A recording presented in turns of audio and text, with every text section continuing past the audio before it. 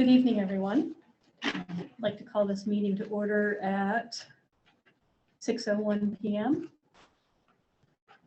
And if everybody could please stand and join in the Pledge of Allegiance. I pledge allegiance to the flag of the United States of America and to the republic for which it stands, one nation, under God, indivisible, with liberty and justice for all.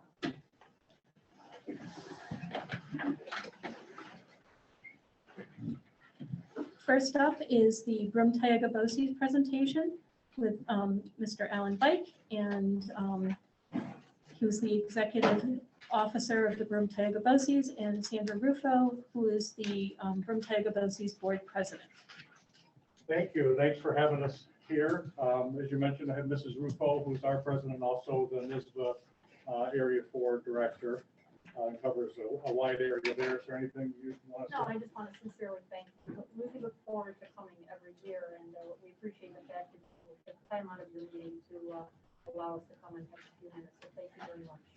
Always. Nice to be back in person too, right? It's been a while. So yeah, I'll take you through this, a very short presentation. As you know, the administrative budget is one that you vote on every year. And so I'm showing on the screen that our administrative budget increase is actually 0. And the way that we were able to do this, if you look up in the contractual and other expense line up there, you'll see that expense went down. And what we did is we got rid of a RAN, or a revenue anticipation note, and the interest expense that was associated with that. So the budget for our administrative budget year to year is going up 0%. And then this budget gets allocated out to school districts based on percent Arwada. So just a reminder, Arwada is resident weighted average daily attendance. It's a reflection of your student population. And it's distributed based on what percent you represent of the 15 school districts within our BOCES. And the good news, bad news story is your Arwada number is actually going up. In an environment where some districts are seeing some declines. If you were staying flat year to year, you'd see a 0 increase in your charge. But you can see for Whitney Point that you've gone up slightly from 4.51% of the share up to 4.82% of the share. So good news that your district is growing from a student standpoint. So what that means is that your increase based on your percent Arwada, the administrative budget to Whitney Point will be going up $7,700 year to year. And that's before aid. And for the administrative budget, you receive aid back the following year like you would with any other BOCES expense. It's a little bit different in the capital side, which I'll share with you when I get to that point. Any questions on the admin piece before I touch on capital? Okay. So our capital budget is a little bit different than what you might consider in a school district. It primarily is rent for classrooms that we have in school districts, and we have them. What we try to do for some of our special ed programs is have the most inclusive environment that we possibly can. So we have a program called Oak Tree, which is for students with autism, and some students are able to be included right within school districts, partake in all the activities of that school, and we'll have classrooms out in multiple school districts. So we have rental of classrooms and then leased facilities. So our BOCES over the years have not, other than 20 plus years ago when we did an expansion, we've tried to keep our space flexible by using leases so that if things happen and go pluses or minuses, we can make adjustments if we have to. Over time, that's presented some constraints for us, but we haven't done a capital project in over 20 some years. And at that time, it was $10 million. So that's what's included in here. And then there is residual debt on that building project that I mentioned to you, which is the dormitory authority. So those bond payments, and that debt will probably be expiring, I think, in 2024. So that's been on there for a while. And then a lot of our leases are based on, there's multiple CPIs. They're based, many of them are based on CPIU, which is currently at 5.3%. So this budget year to year is going up 1.7%. Again, trying to maintain our budgets well. We're not subject to a tax levy like you are, but we're conscious of the tax levy. So we try to make sure that our expenses that are portrayed out to you are kept at a minimum level. So 1.7% here. And again, the Arwada, percent Arwada impact again, this budget for Whitney Point will be going up $8,029. Now, the good news with the capital budget is the aid you get for the capital budget comes in the same year that the expenses incurred. So you can take the capital budget, multiply it times your BOCES aid, and that will be your net cost. And I don't recall off the top of my head what the Whitney Point BOCES aid ratio is, but it's probably pretty. 84%. How much? 84. 84%. So you would have a net lower cost on the capital budget side. And that's it. I did want to take an opportunity to thank you as a district for continuing to show support for our programs. We have seen decline in enrollment for the first time since I've been with BOCES, which is 20 years. Our instructional budget for next year is actually lower than it was in the current year. And that's because we have been able to, through attrition, actually show a reduction in staffing for next year's budget, and because we have a decline in student enrollment. There's a variety of reasons for that. And we hope that some of that will come back when we get in a more stable in-school environment. But you've also been supportive of our virtual learning academy that we started up in response to a need from the school district. So we appreciate your continued support. So I'm available for any questions. Do any of the board members have questions? No? All right, thank you very much. And thank you for, Sandy has something. you have a question? No. You would do that, wouldn't you?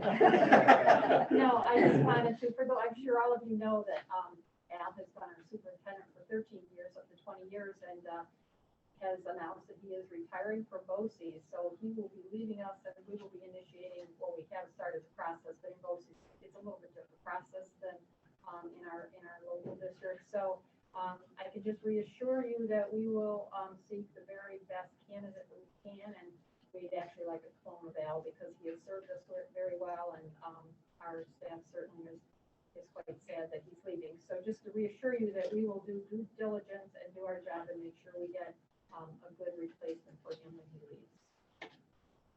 Thank you.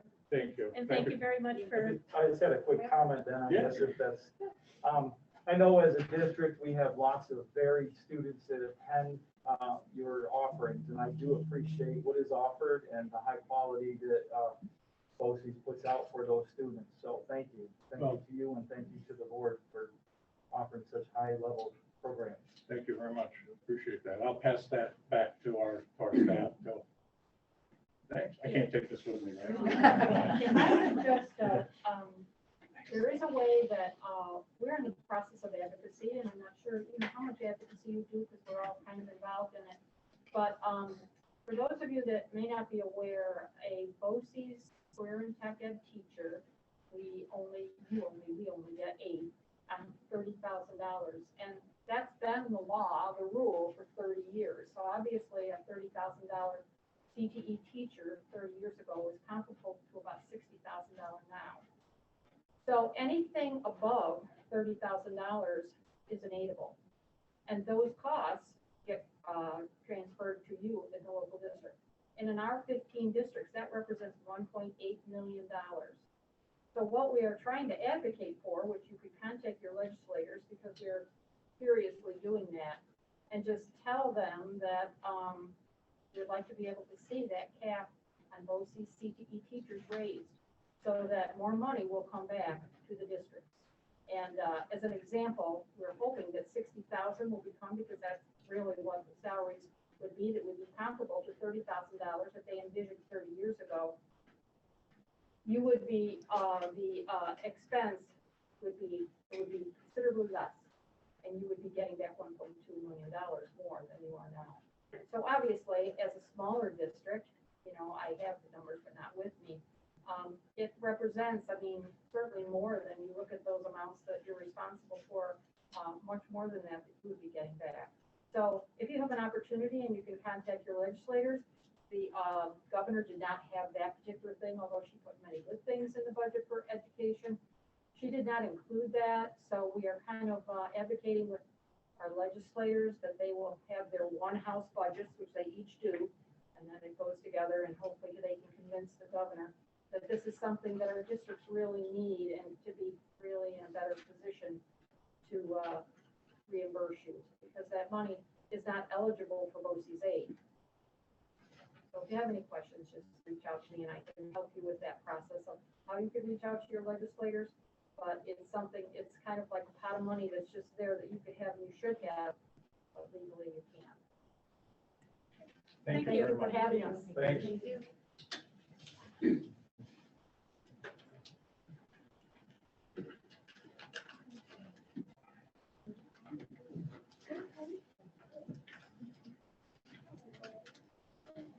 Okay. This microphone doesn't like me tonight.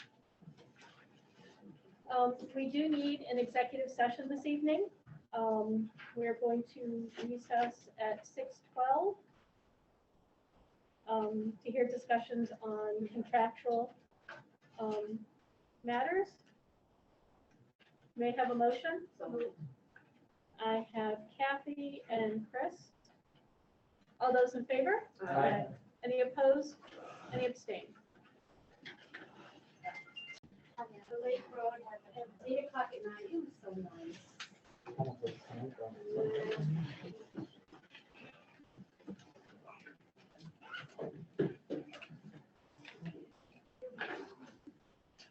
Okay, thank you everybody for waiting. It is 6:27. Correspondence, there is none. Policies for first reading, there are none. Policies for second reading, there are none. That brings us to our first opportunity for comments from the public. There will be a second opportunity at the end of the meeting. The Board of Education encourages public expression on school-related matters, public comments that deal with personnel matters and/or discipline issues that reveal the identity or specific individuals either directly or indirectly will be prohibited. As stated in Whitney Point Central School District Policy 3230, public complaints, questions of a specific nature should be directed to the appropriate office during school hours. The meeting chairperson has the right to limit and/or extend any and all discussions. His or her decision will be final. Please state your name and residency before you begin and keep your comments brief so all members of the community may have an opportunity to speak. And comments will be limited to 3 minutes per person. That being said, we are going to ask people to use the microphone. It's not so much so people hear. Sorry, that's okay. It's not so much so people here can hear you, but that without the microphone, the people who are viewing online have a difficult time hearing. Okay? Do we have any takers?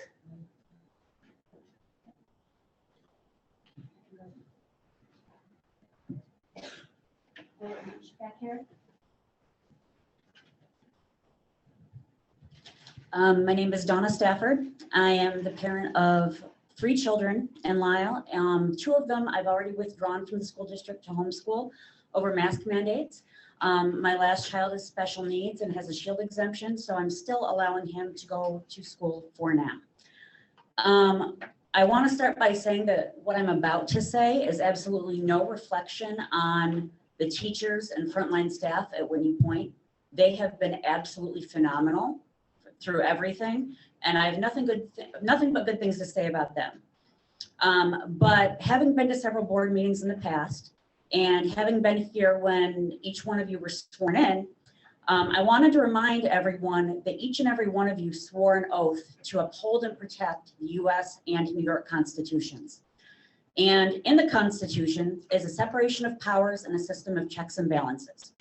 When the school district chose to obey a tyrannical governor's edict and the New York State Department of Education's wishes rather than a legitimate court order, no matter how short-lived it was, you were all in violation of that oath. If your counsel advised you to obey that or to go that route because they knew an appeal was coming and they thought they knew what was going to happen, then they should be disbarred and you should find new counsel. The Constitution is the supreme law of the land, and no one and no school district is above that.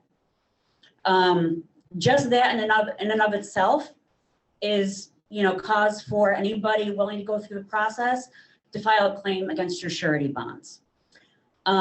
This was Whitney Point's second window of opportunity to give the power back to the parents to choose what was right for their children. The first one was back at the beginning of the school year when there was that big snafu and things that, overlapped. Again, no choice was given back to parents. And you folks are all elected. Yes, I know it's an unpaid position, but you choose to be here. You want this position to supposedly do what's better for our children. What's best for our children is for their parents to make the decisions that are right for them.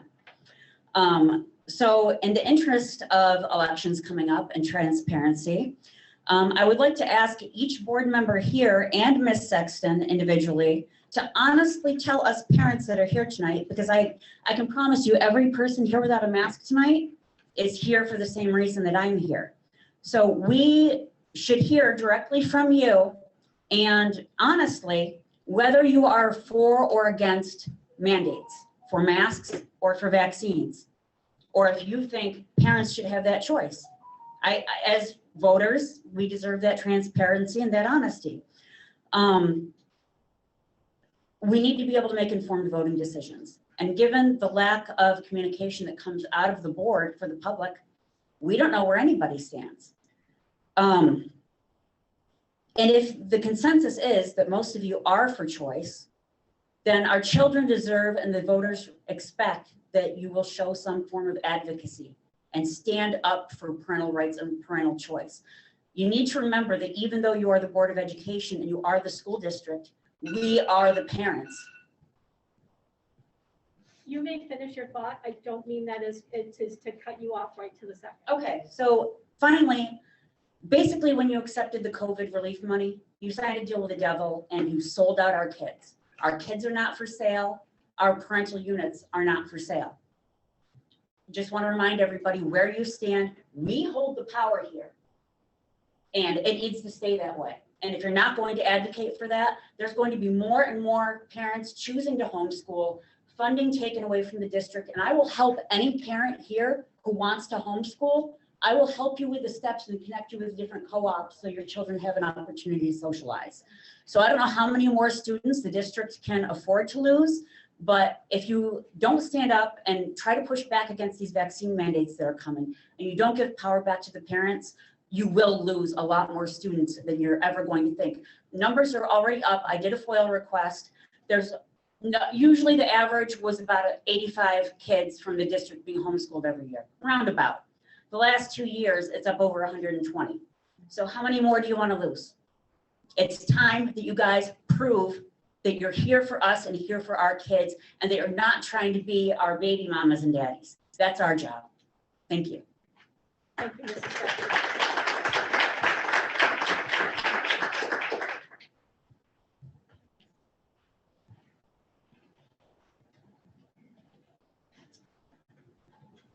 My name is Lynn Evercart, lifetime resident, retired teacher in the district. And I want to just echo, this is not about the performance of the people here at the school necessarily. I think we have some really good people that work here, but people have been put in a position where they have to make some tough choices. And it's not fun. Some of you didn't know this was going to happen when you took your oath of office, and some of you did. But it's what it is. So my language is probably going to sound a little bit stronger, but it's just because I am really desperate at this point for people to take a stand.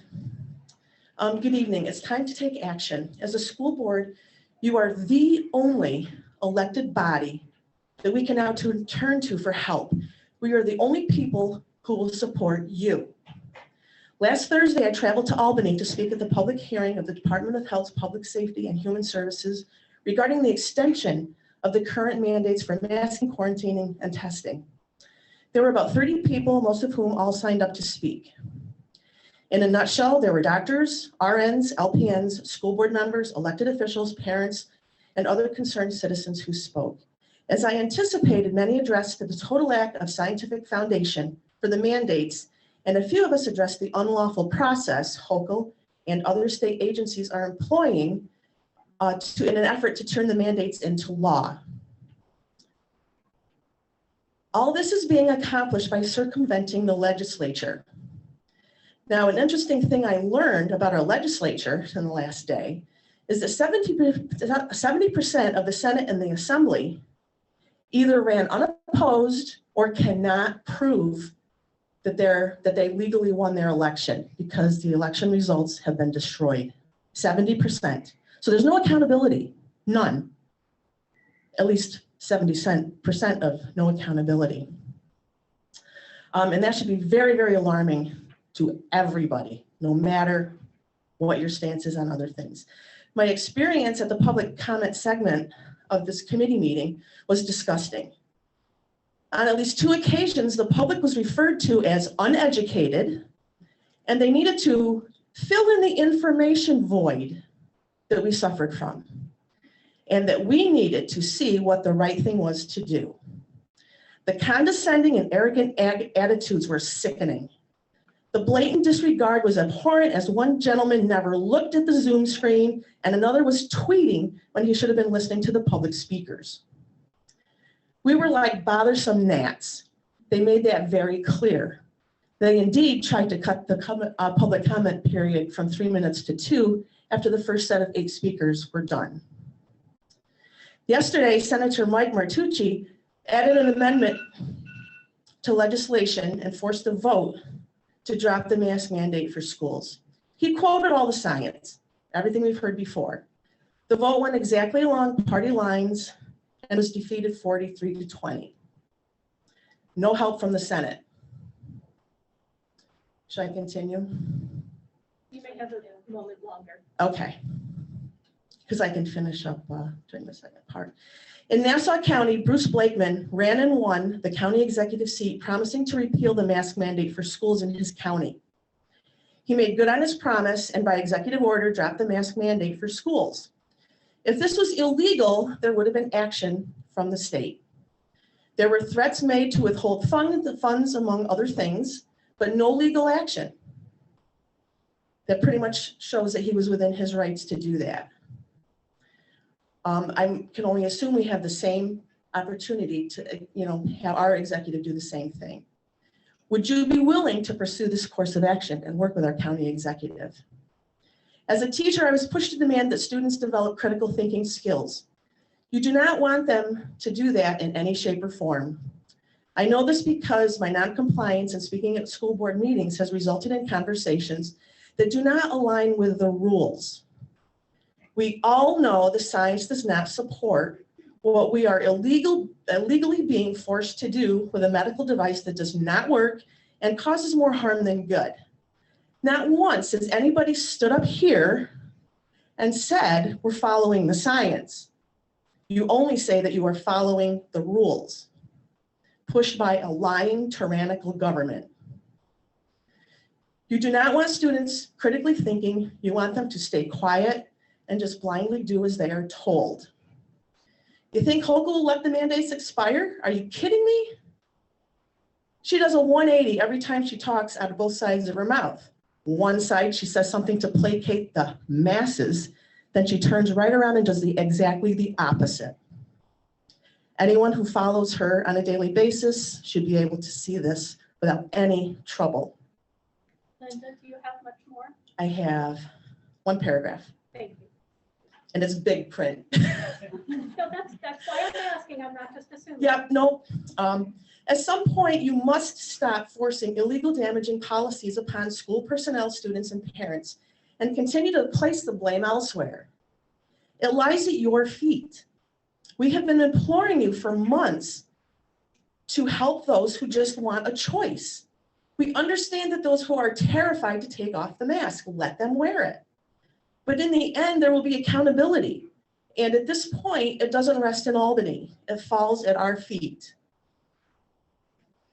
We are continually told that we're going to lose our funding.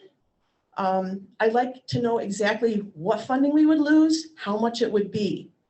We have to stand our ground, and please understand, the money from the federal government will be gone by the time you are trying to fix all of the damage caused to children by these draconian and abusive policies.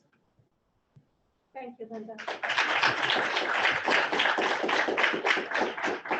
Excuse me, you may want to check your Zoom link. I just got a report that the feed cut out for people at home. Thank you.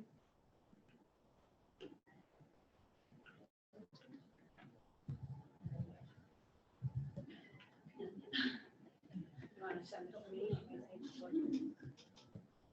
I've been there as a guest. It might have been out when we went to the executive. Oh, probably. Can I- Donna, do you know if it was when we went to executive session? Because I shut everything down then and I've started it back up. It said it just came back up. Okay, good.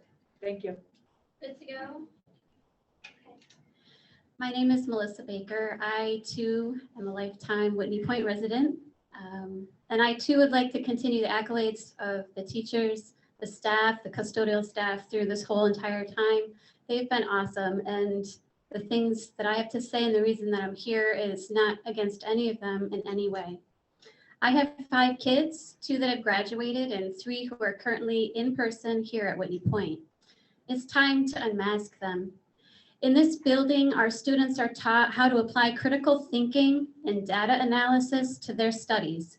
Yet we, the adults in their lives, fail to use these same skills in approaching the issue of masking in schools. Last week, Kathy Hochul stated, without supporting evidence, that school mask mandates will stay in place because children are part of the, quote, most vulnerable population. This is absolutely false.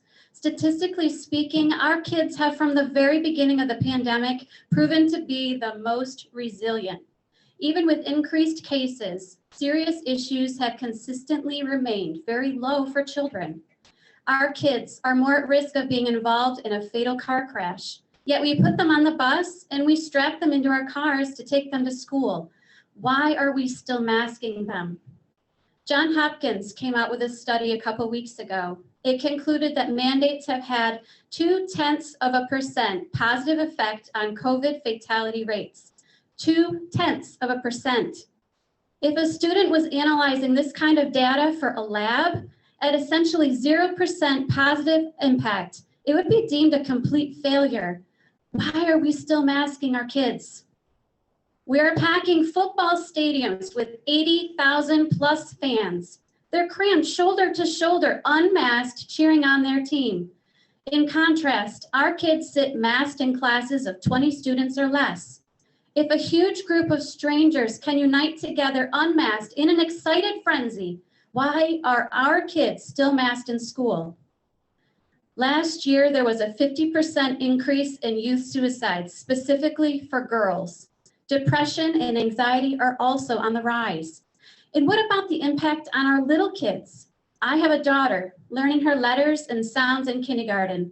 Have you tried to teach a child the TH sound with a mask on? Facial cues at this stage are critical. Our kids are missing a key component of learning when their teachers' faces are covered. How about sports? 2 of my boys wrestle. 2 weeks ago, I witnessed a boy that was quite obviously struggling for air during his match because he was masked. It had to be stopped so that he could remove his mask and use his inhaler. Why are we still masking our kids? I'll finish with this.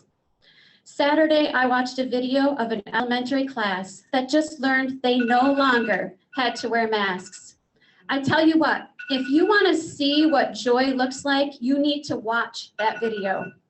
These kids had joy oozing out of their very being. They were shouting, dancing, and laughing in uncontrollable happiness. That is what I want for our Whitney Point students. It's time our district stands up to these mandates because our kids deserve better. Thank you. Thank you.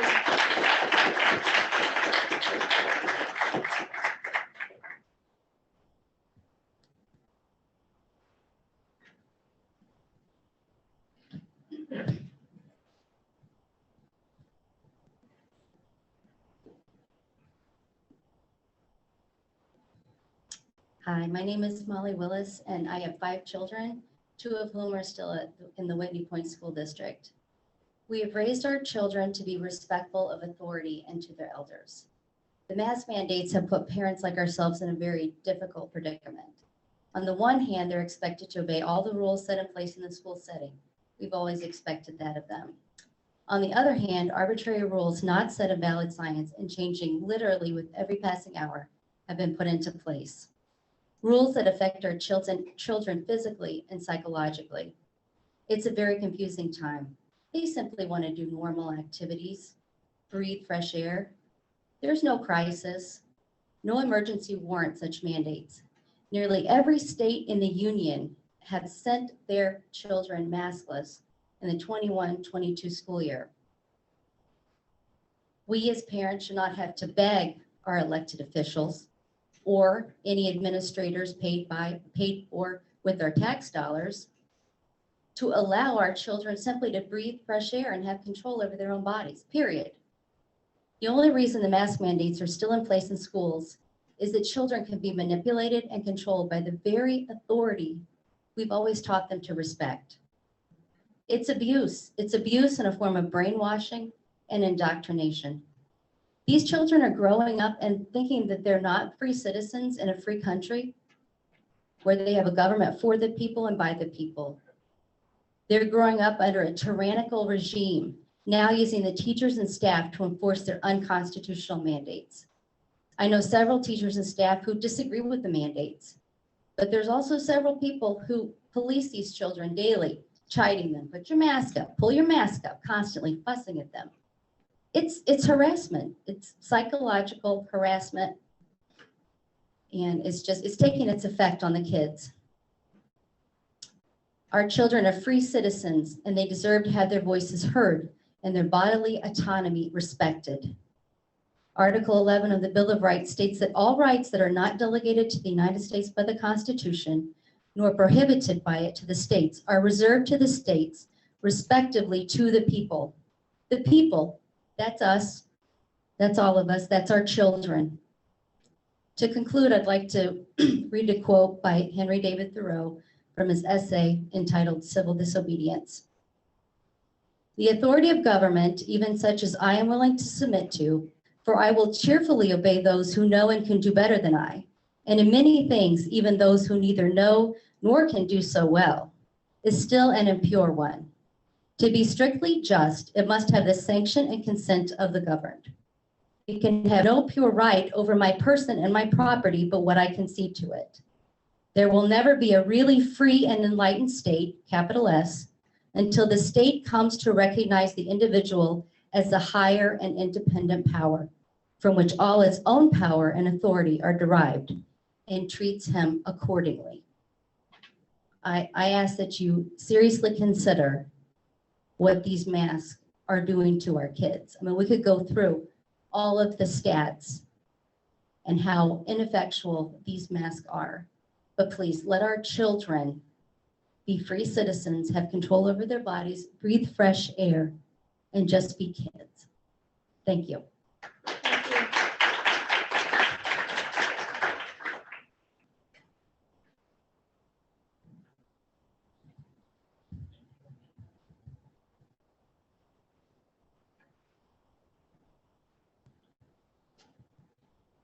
Hello, my name's Tom Mcgrath.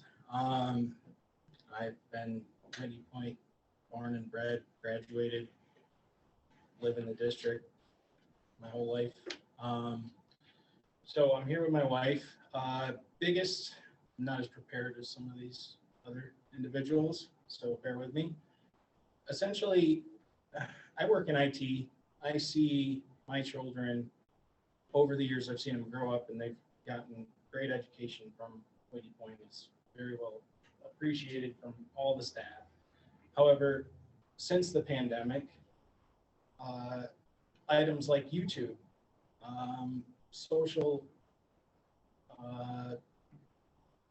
other social items that are available via the provided Whitney Point hardware, that my kids had Chromebooks that I controlled via a Google app. But when the school provided these laptops, essentially took away the ability for me to lock down and see what they're getting on. So now, when I get home, they're on YouTube. They're on whatever social media that's allowed. I can turn it off via my control in my wireless internally at my house, but it limits the items that they're able to do with schoolwork because I don't have an enterprise level disablement of said services. So it's like an all or nothing. So I have to enable things so my daughter can do stuff, who's going to be a senior next year. And my youngest can then take advantage of the same things. So I'm really at a crossroads of, I'm begging the school to do some kind of blocking within the hardware. I mean, the only thing that I have left to do is basically say, all right, internet's off when you get home, and tough crap, you're just gonna have to figure it out. Come back to school the next day and go through the rigmarole with the teachers. I don't want to do that because I don't want to put my kids any further behind than they already are. This has been a horrible couple of years, and all I want is just back to normal for education. My kids like the remote learning, and frankly, I do too, to some extent, but I do not like the abuse that goes unseen. So that's really all I have to say. I mean, if we can come to an agreement, that'd be great. I know my wife and I have said our piece to several administrators along the way. And it's, do the best they can. Everybody's this is unknown territory. So I guess we're at the end of it. See what we can do to turn it off. Let me know. Thank you. Thank you.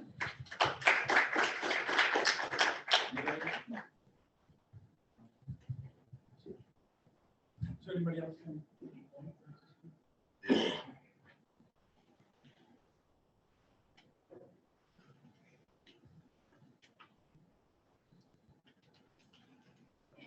Jason Burkhart from Green. I grew up in Whitney Point, and I don't have any prepared comments, so Tom, bear with me. I'm going to go off a little bit what Donna said and Linda. I think one aspect of this entire situation that has gone largely unnoticed, well, there's a lot of aspects actually. This COVID relief money that all these school districts have taken, yourself included, it's completely unconstitutional. We know the federal government has no authorized involvement in education. None, zip, zero, nothing in there. So any money, and by the way, any school board that is taking federal money for anything, they're always violating their oath of office, myself included when I was on the school board at Green. So if you want to call me a hypocrite, you can call me a hypocrite. But at any rate, we know this is not about health. Look at the other states around this one. New Jersey, Connecticut. These are liberal states just like this rotten state. They're getting rid of all this mask mandates in their schools. Why are they doing that? Because the students are not at any risk. How much longer is this state going to put up with this crap? Another thing that's embarrassing about all of these local school districts, yourself included, is did you ever get any proof that this thing was even real? Did anybody ever prove it to you? No, you listen to some quack, Fauci, on the TV tell you that this was real and they pushed this freaking lockdown and everybody just went along with it. Can you just watch the language a little bit, please? I know that you're not actually swearing, but thank you. My apologies. No, you're. So, and I'm going to say this too. I know there's a lot of people that support Trump signed the Declaration of Emergency, Operation Warp Speed. So I would be very careful about hitching your wagon to that person again. So that's how we came to this shutdown. Everybody got bought off. I understand that. But you've got to start facing reality. This thing was never proven to anybody.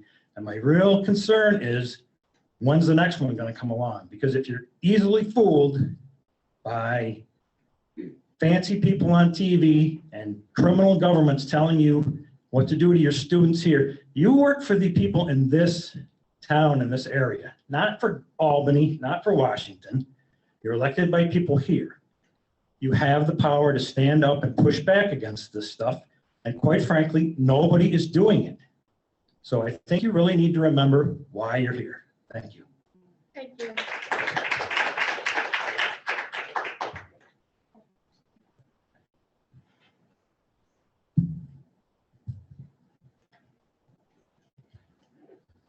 Hi, my name's Mike Kirsch. I'm not from this area, but Donna Stafford asked me or invited me to come to this meeting. I'm from the Vestal area, and I have gone to many of their Vestal school board meetings, and I was curious to see if all the board meetings throughout the area are the same or there's some differences here. And I'm very heartened to hear the great passion and the persuasive arguments and the intelligence that have been presented here. And I don't know that I can add much more to what was said specifically about how we have been, all of these mitigation efforts have been imposed on all the schools, and we now find that they're not effective. This has been well established years ago, but now it is very clear. So a little bit about my background. I'm a board certified pediatrician, and I've been an advocate for children for decades. And many times I've had to risk my own professional standing, my own job, my own career to fight against certain hospital policies, certain medical policies, which were not helpful or helpful for children. Many times I've done this. So as an advocate, I realized that I didn't have a choice because I still had to have as the higher priority what was best for the children. When I've spoken at Vestal School Board meetings, I was surprised to see how little advocacy the board members were for the children. Understandably, the board and the superintendents, they had to be compliant, and very legitimately they said that the biggest concern was if they were to not follow these CDC guidelines or these mandates, they would not have their liability insurance. So it was really out of their hands for the most part. So I understood that. But then it came to realize that I don't know that the board members really thought that there was a problem with the masks. And they think that the best thing for the children were these vaccines. So what I was hoping, and I was not able to convince anyone there that I could see, that it's important to look at both sides and make sure that you are aware of not what the official medical experts are saying, but also what are the people who are advocating the other point of view. If you were to really look deeply, you would find very clearly that these masks have been a disaster specifically for the social development, the linguistic development, the emotional development. It's already been pointed out that the suicidal ideation is going through the roof. The actual suicides have gone. All anxiety and depression has been terrible. For the youngest children, IQ scores have plummeted. Language delay is terrible. So what I would like to see school boards and superintendents do is to, number one, really be sure that what you're promoting here is really good for the kids. And as one small district, you can't really fight Albany. But if you got together with other school districts and en masse, at least ask the health department and the governor what benefit is for the kids, that is the advocacy that I would hope that a school board would provide for their kids. Thank you.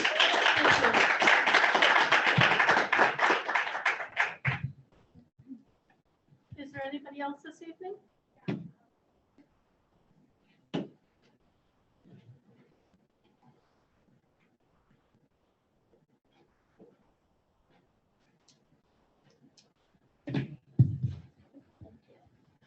My name is Leah Bailey. I'm a senior here at the Whitney Point High School. Mine's gonna be kind of short because I kind of just made it up. I just wanted to say high school is supposed to be some of the best years of our lives. My only normal year of high school was my freshman year. I remember being able to do all the fun things. School used to be so much fun. Dances, pep rallies, school games, prom, even writing on paper. I miss it.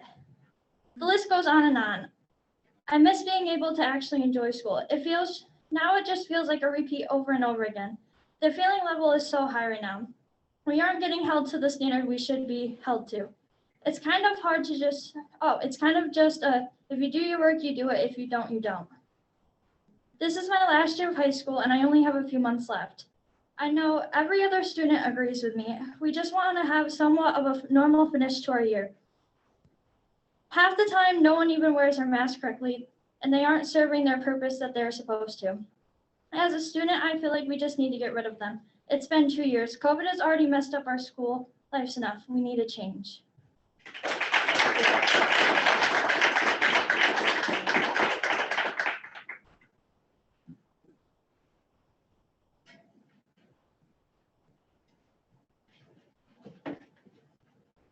Good evening. My name is Amber Boyce and I live in Nanacoke. Kind of coming here with a hopeful expectation that we're going to see some changes. I would like to voice the thoughts and concerns of my sister. She was not able to make it because her girls had a prior appointment this evening, but she has 3 children in the school district. She lives in Castle Creek and she's been an ICU nurse here at our UHS hospitals for over a decade, but now she lost her job due to some of their mandates. That is unfortunate for our community because she was very good at her job. So now she gets to help the people in Pennsylvania. But hopefully we don't have to send all our kids to Pennsylvania. Her thoughts, hopeful expectation that you guys will drop the mask mandates for our children is some further consideration beyond that. Not every case of the sniffles, not every little cough is a COVID death warrant for the school. So things to consider is we're going to need to go back to the way that things were before all this drama erupted. Every time you keep your child home, you don't need to fill out a COVID I don't even remember how she had phrased it, but the questionnaire of all the COVID questions because your child got kept home or you traveled to check up on a relative or something. So just some things to consider as you drop the mask mandate and our hopeful expectation that you will do so on some of the other aspects of life that will be affected with that, with some of the questionnaires and sniffles and things like that, that everybody has it.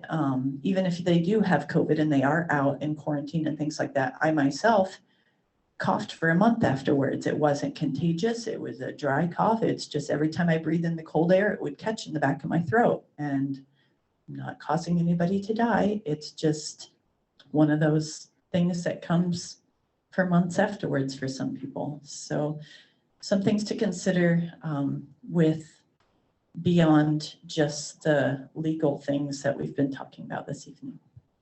Thank you.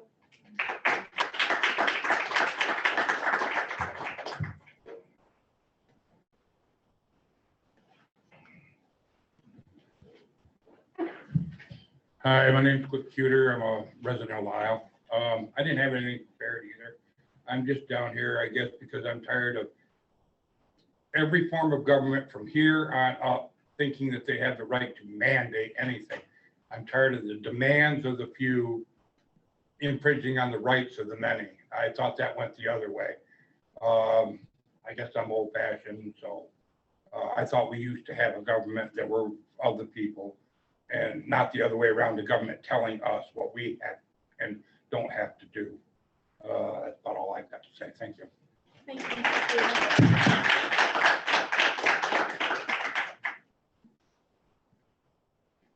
Can I invite anybody else at this point? There will be a second opportunity at the end for anybody who would like to speak or even speak again. But is there anybody for this opportunity now? Okay.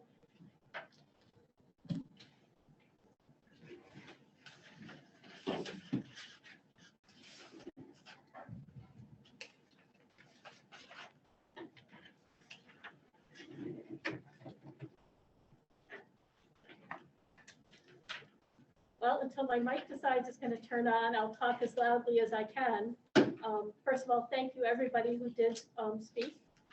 You have been heard, and I appreciate that you all took the time to come and to speak to us. Next up for this evening is commendations.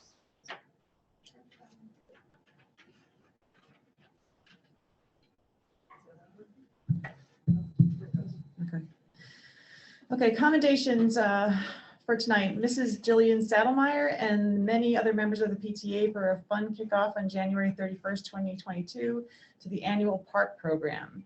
The PART program will conclude with a Spirit Week, February 22nd to the 25th, and awards and celebrations will be on February 25th. Local businesswoman Tanya Spicer for her generous donation of hundreds of boxes of Valentines for students to take home and fill out for their classmates. Valentine's Day very special.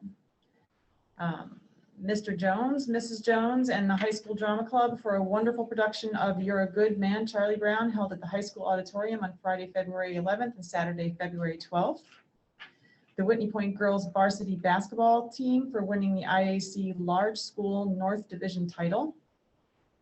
The Whitney Point High School Senior Grayson Ayers for winning the Section 4 Wrestling Championship for her weight class, and Whitney Point High School Senior Shaylee Van Boers for placing third in her weight class. This is the time that Section 4 Wrestling Championships had a specific race class brackets for female athletes. And to Mrs. Monaco, who is our newly named New York State Master Teacher. She joins the ranks of some of her colleagues who are part of that prestigious program where they do lots of learning and honing their skills as educators. So congratulations to Mrs. Monaco. Okay, old business, there is none. New business, we start off with the 22-23 budget presentation.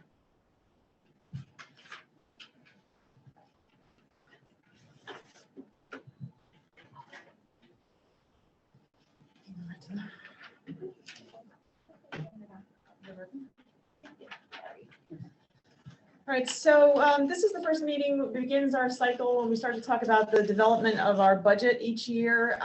This is just the initial overview that sort of brings us into this season. So we'll start with a little recap of 2021, 2022.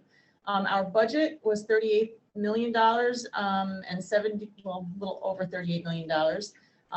We were able to, within that budget, to offer high quality educational opportunities and sustain our community partnerships. Obviously, we've had lots of very extraordinary things continuing to happen this year. Some of the things that have been outlined and mentioned here have still been difficult, but we've had everybody here in person, and we are trying very hard to make sure that we are having continuity of the learning experiences in school. We worked tirelessly in providing safe and secure learning environments for all of our students during the ongoing COVID pandemic. We brought back regular athletic seasons, community productions, and numerous other enrichment opportunities, and we hopefully will be expanding those things as we move forward in the coming months. Successfully managed to integrate a dual bell schedule amongst grade levels. You may know that we do not have the drivers in our vast district to have one bus run anymore. We originally moved to this because of the requirements that we had before with COVID, but even now that we have everybody here in place and we can have more students on buses, we just don't have enough drivers. So we were able to have at least not a split building. Last year we had to have a split TRA building, which was very difficult for many people. And, you know, it's not a perfect system, but at least it's operating fairly smoothly. And then we had our budget from this year was increased by 0.12%, $44,000 from the previous year. Just as a review, this is the structure of our school funding. You may know that we are a highly state aid dependent school district. State aid foundation aid is 47% of our budget. State aid coming in the form of building aid, transportation aid, BOCES aid, as we just heard from the BOCES presentation. We purchase things through BOCES and then we get aid back on that money, and our aid ratio is very high. And then categorical aid, which is things like software and books that we get that comes from the state directly. And then 22.46% comes from our local tax levy to fund our school district budget. What costs so much in a school district? Well, people. We're a very people-heavy business. Salaries and benefits are the bulk of our budget. Right next in line, you can see that our BOCES costs, and we do that deliberately, again, to try and save money, especially for us. It's almost always a benefit because we have such a high aid ratio. So we contract with BOCES for lots of services, and we have our students go there so that they can have more diverse offerings and courseworks and programs. We also have ongoing debt. When we have construction projects, we have debt that rolls forward, and we try to time our projects so that we always have a similar amount of debt that we have to carry, and make sure that our facilities are up to date and can offer everything that they need to offer for our students. And then everything else is just, you know, supplies and materials and other costs that just take to run our facilities. The next slide. So when we look at our budget, we are always focusing on these few things, focusing obviously on education. We're an educational institution. That's why we're all here, to build a sustainable budget so that we are investing wisely, so that we don't have dips and turns and unpredictable things happening from year to year. We develop a reasonable tax levy so that we are respectful of the community members who are impacted by having to pay those taxes, and that is also very reasonable and predictable. And then obviously we have to follow the applicable regulations. If we look at our state aid projections, you may have heard that our BOCES representatives mentioned that there were a lot of provisions in the state proposed budget that met the needs of educational institutions. So if you look here, these are our early numbers. If we look at 21-22 foundation aid, we have an increase there, 5.62% increase for us. Expense-based aid is a little bit less, and that fluctuates each year depending on the needs that we have as a district. And then in the end, our total aid is up 3.63%. And you can see the breakout for all the other categories within the expense-driven aids. The governor's executive budget highlights, the proposal from the governor was very positive for education as compared to proposals in recent history. Not only does the foundation aid formula continue the 3-year phase-in of foundation aid that began in 21-22, but there were no other major changes proposed to the other aid formulas. There were concerns and things that have been talked about in recent years that would have impacted us in particular greatly. This is significant because in the past several years, various proposals have been suggested things like transportation aid and BOCES aid, again, because of our aid ratio that would have had a much bigger impact on us than in some other districts. All expense-driven aids continue to be based on their current formulas, which again, benefits us. Including in the executive proposal was the complete phase-in, just as a point of note, of electric buses by 2037. Most districts have a 10-year bus replacement cycle, so obviously this is something we're going to have to keep a watch on. Districts would need to start planning for this in a couple of years. There are serious concerns about the viability of this plan, particularly for rural districts, and we'll have to also make sure that we're paying attention to what's happening with this, and maybe invest in electric bus company.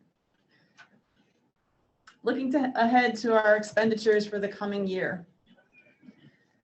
So our goal, again, is to have a reasonable tax levy within the applicable regulations. Our anticipated expenditure increases for salary and benefits is $675,000. Now, we have, expected raises, but as you all probably know, that there have been increases to the minimum wage, which has a very significant impact on our salary and benefits.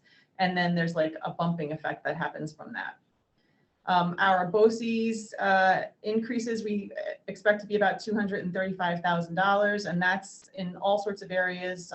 That can go up and down, and we sometimes don't know until fairly late in the year, but that's the projection right now. And then our contractual line's about $200,000.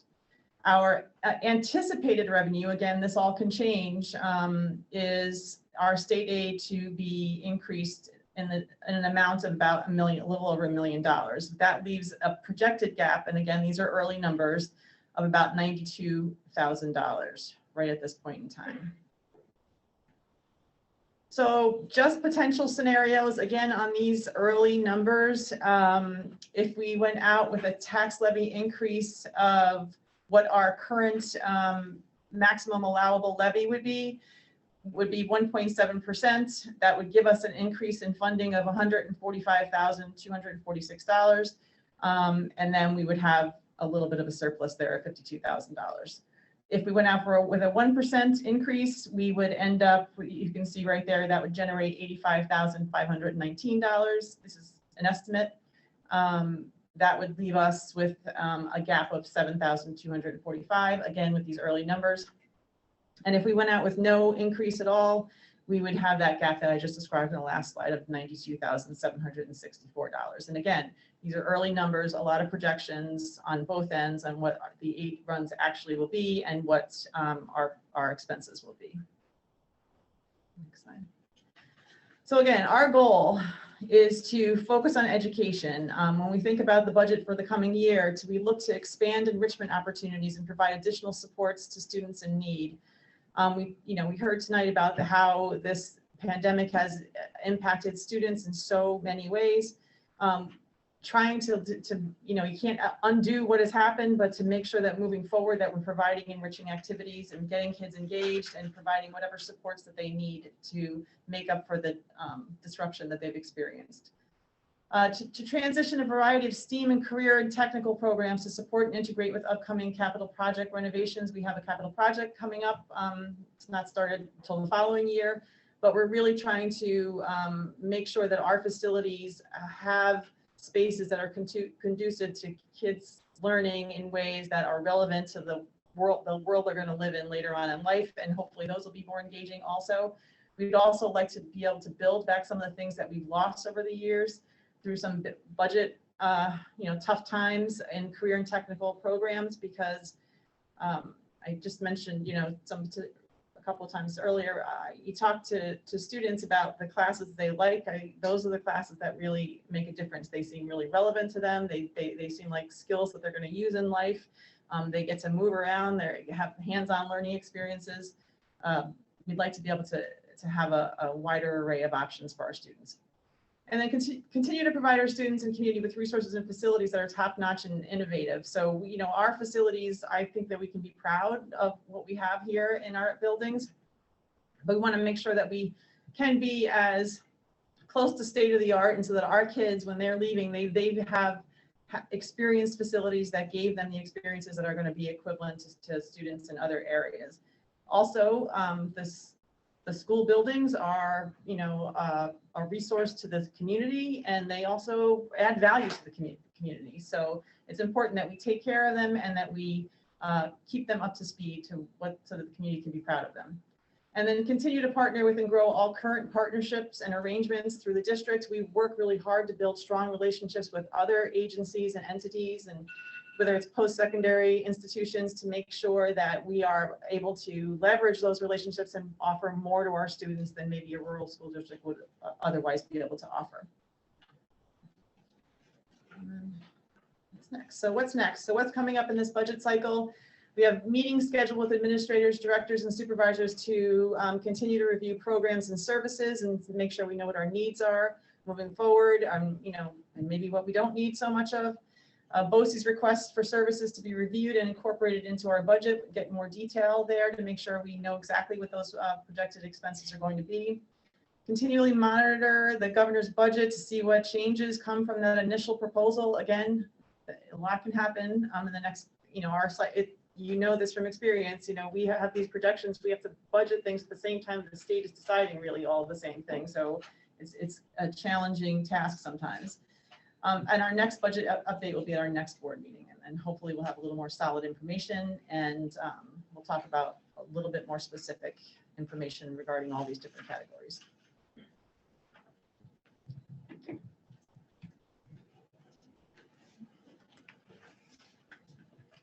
Does the board have any questions?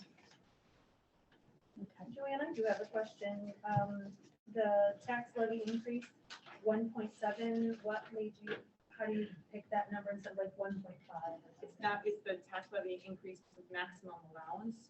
Remember how there was that 2% tax cap thing that happened how many years ago now? Jack? I don't know. I think it was 2011 it was initiated, but yeah, it's all a formula that has to get reported by March 1st for all districts in the region. So we kind of already know what that number is for our schools. So we went out at our cap is 1.7%. Not saying we're going to do that, but that's what we could. So you don't make that up, it's a project formula. that. Mhm. Okay, thank you. And if the district, so if the district, starting in that year when that began, if the district wants to go over their tax cap, they have to get a super majority vote. So it really forces districts to stay within those. Gotcha. Thank you. Any other questions from the board?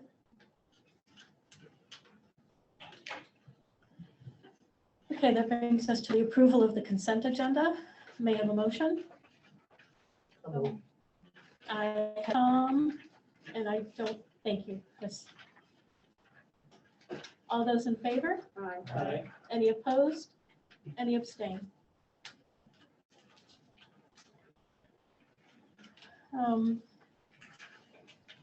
For reasons of economy and efficiency in the operation of the district and the district schools, the Board of Education of the Whitney Point Central School District hereby creates one new full-time tenure-track instructional support teacher position effective February 15th, 2022 as follows.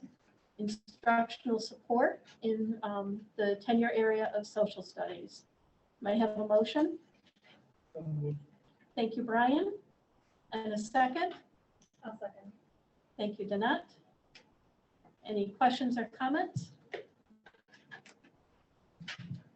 This is what's considered a temporary position, but if we have a certified teacher in that position, it has to be a board appointment to provide some intensive supports for students in the middle school years to help them with their academics. Any questions from the board? All those in favor? Aye. Any opposed? Any abstain? Approve the 4-year probationary appointment of Lauren Macaluso, assistant principal in the assistant principal tenure area, effective February 22nd, 2022. May I have a motion? I heard Kathy and Eddie. Any questions or comments? She's here. She's here. Yeah, I'm here. Yes. Introduce myself. So can I come on up? Yes. Speak really quickly? Thank you.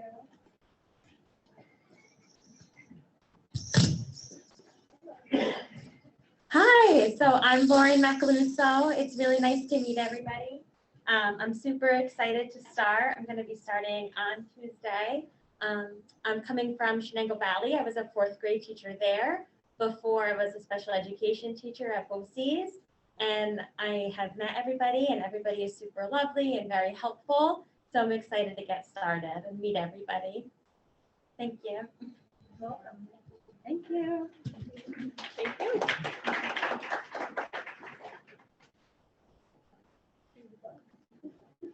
Any questions from the board? Okay. All those in favor? Aye. Any opposed? Any abstain? Congratulations. Okay, approve the 4-year probationary appointment of Yasha Pawar, instructional support teacher in the social studies teacher tenure area effective February 16th, 2022.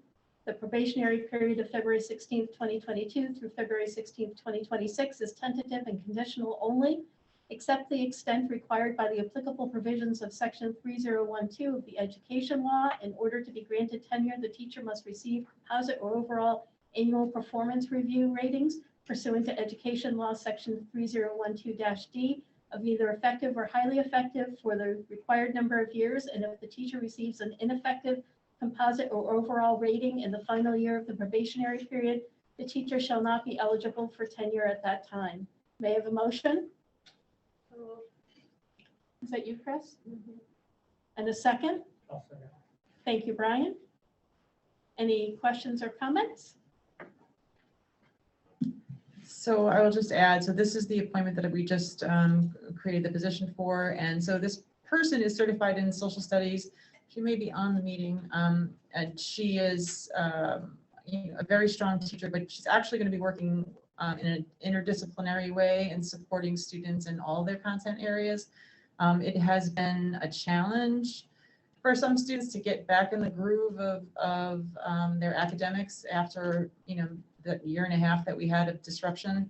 And it actually has been hard this year too for many students, because even though we were here full time, some unfortunately people, not just once, but multiple times had to miss an extended period of school. So it's been, it's been hard for some students, and we're trying to make sure that we have somebody working with them, coaching them, interpreting work, being a liaison back and forth between teachers and students to make sure that we can give everything we can to students so that they'll be successful. What building? TRA. TRA. Any other questions from the board? Okay, all those in favor? Aye. Any opposed? Any abstain? Approve the appointment of Harris Beach Attorneys at Law, PLLC, as School District Bond Counsel of the Whitney Point Central School District for the 2021 to 2022 school year. May I have a motion? Thank you, Kathy. And a second? Second. Tom. Any questions or comments? And just so the board's aware, every year at our reorg meeting, we have to appoint our bond counsel. We previously appointed the law offices of Jeffrey Storch. He was a sole attorney. He has since been bought out and is now absorbed with this Harris Beach Attorney. So he's still going to be doing our work. His company now is just the Harris Beach Attorneys at Law. So it's really just to make that formal, and you'll see that again at the reorg meeting in July. Any questions from the board? All those in favor? Aye. Any opposed? Any abstain? Approve the appointment amendment of Crystal Spencer, full-time teacher's aide from January 12th, 2022 to effective January 14th, 2022. May I have a motion? Is that you, Brian? And Chris? Any questions or comments? All those in favor? Aye. Any opposed? Any abstain? We're going to move quickly to the addenda.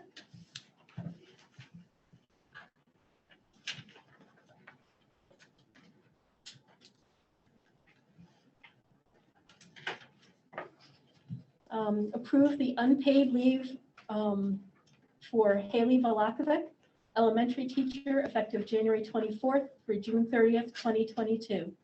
May I have a motion? So moved. Thank you, Kathy. And a second? Thank you, Eddie. Any questions or comments?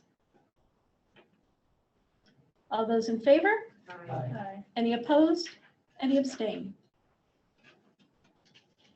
Approve the appointment of Brandon Ballard, groundskeeper, subject to fingerprint clearance. May I have a motion? Thank you, Eddie. And a second? Thank you, Chris. Any questions or comments? Oh, he's filling Dave Lindau's position. He retired recently. Any questions from the board? All those in favor? Aye. Any opposed? Any abstain? We will go back to the agenda then. We have a tenure announcement for Jennifer Dean, and she's been granted tenure in the area of science teacher effective September 1st, 2021.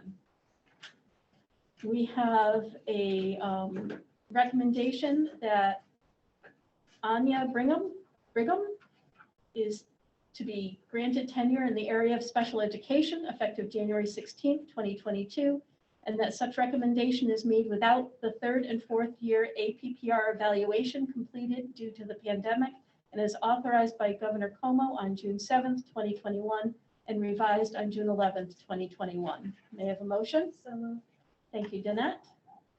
And a second? A second. Thank you, Brian.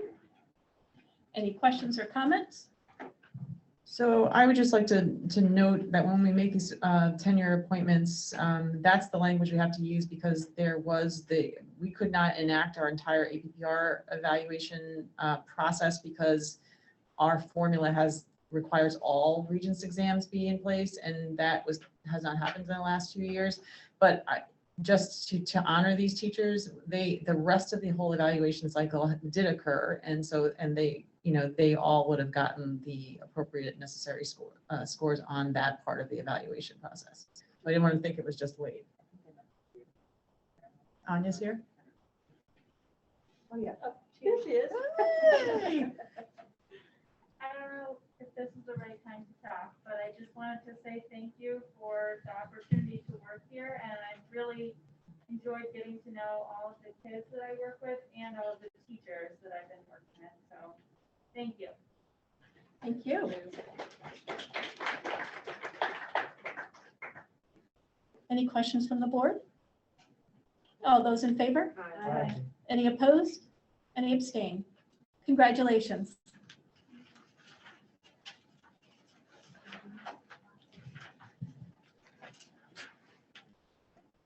Okay, approve the following extracurricular advisor applications for the 2021 to 2022 school year. High school musical director, Ken Jones. High school music stage director, Lindsay Jones. TRA Drama Club, position 1, Ken Jones. TRA Drama Club, position 2, Lindsay Jones. May I have a motion? I have Tom and Vanette. Yep. Any questions or comments? Yep. Get things going again. Very grateful to have a TRA drama club again and Yes, something for the kids to look forward to getting back on the stage. Yep, Jenny left a big gap there when she left, and Ken decided that it shouldn't be left as a gap, and so he is going to pick up that position, and I look forward to seeing what they can do. Any questions from the board?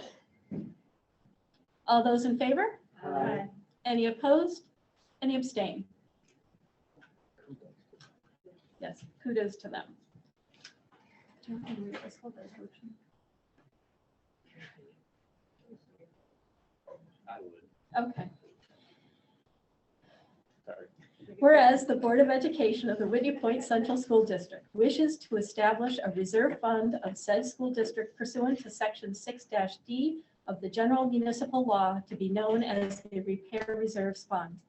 Now, therefore, be it resolved by the Board of Education of the Whitney Point Central School District pursuant to Section 6-D of the General Municipal Law as follows. 1, the board hereby establishes a reserve fund known as the Repair Reserve Fund. 2, voter approval will be obtained for all funding of the reserve fund. The source of funds for this reserve fund shall be by budgetary appropriations, reserves that are not required by law to be paid into any other fund or account, e.g. transfers from unexpended balances of existing appropriations or surplus monies. 3, by resolution, the Board of Education may authorize expenditures from this reserve fund.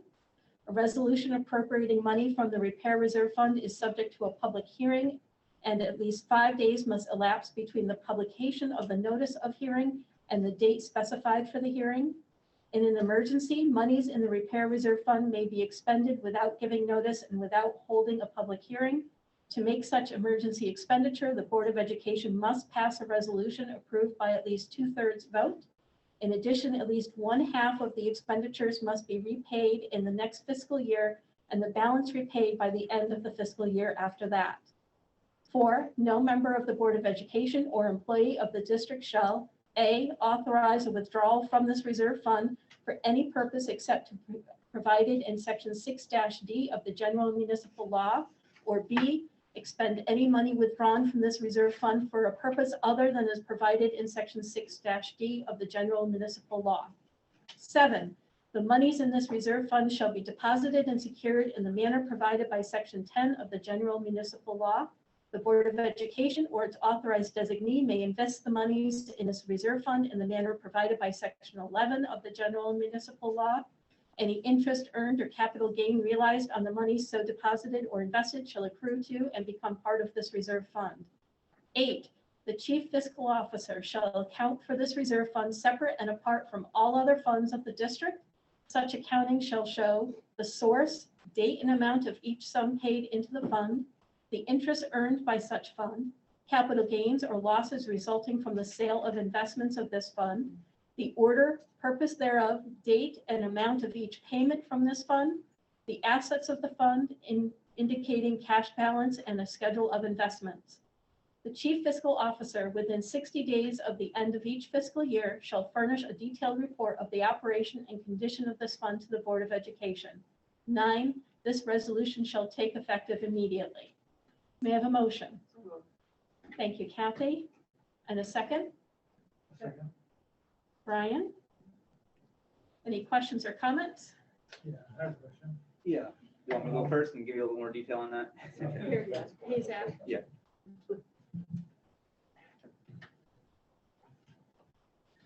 All right. So again, when we have a reserve for the school, we have very limited ones that are, again, very strict in language and what we can do with them.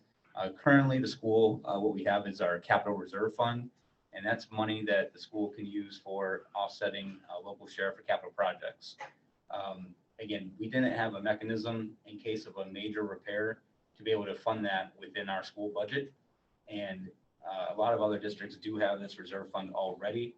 A good example, though, in the last few years, we have a few roofs now that were out of warranty, and there was some issues with it that it could have became, again, a nightmare to try to fund the repair for that.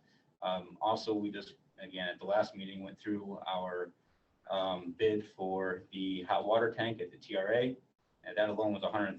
I mean, I think we're always trying to make sure, again, that when we're trying to be prepared for unexpected expenses and be prudent, in reality, we have boilers throughout the schools. Again, to replace one of those would be way more than a water heater. We try to fund these and repair these and replace them as we can through capital projects, but that's not always the reality of it. Sometimes you're going to have those emergencies where you're going to have to, again, figure out where you're going to pay for that. And again, having this repair reserve is a mechanism to do it. That said, again, it's not a blank check to say, great, let's go hide some money in here. As you can see, first step is to create the reserve so we have it legally created. But then what we're going to be doing this year is actually having a proposition out to the public to fund it if there's money left over at the end of the year. And so again, basically voters would approve it to put the money in there or not. And then again, in order for us to draw on it, so say we fund it and next year we do need to replace an unexpected roof or boiler, we would have a mechanism to fund it. We would have a public hearing at a board meeting, and we would say what's going on, why, be transparent, why we need to dip into the reserve. And then after that, again, we could then fund that repair.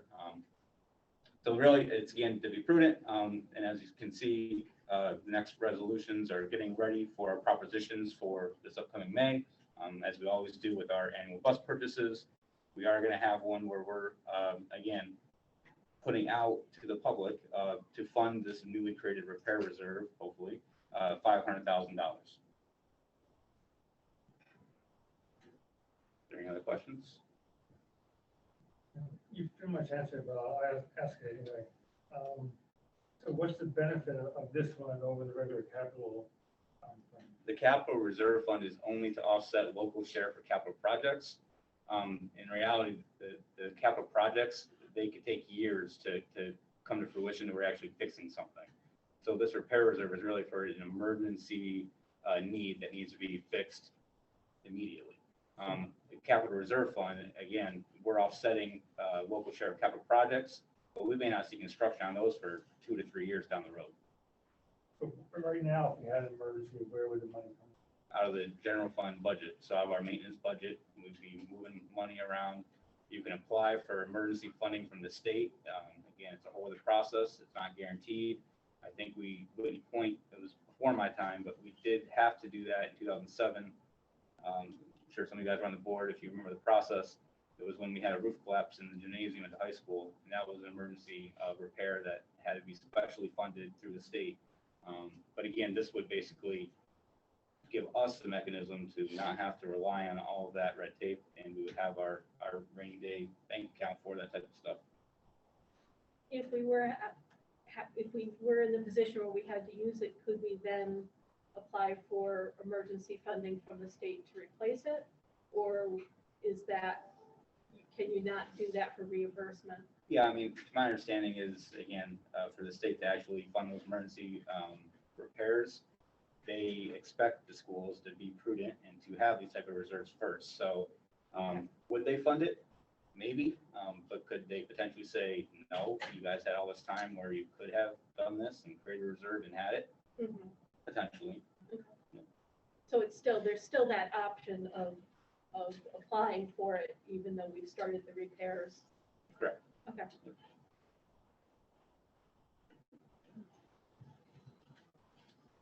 Any other questions?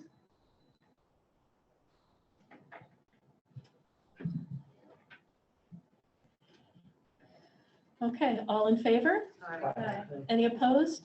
Any abstain?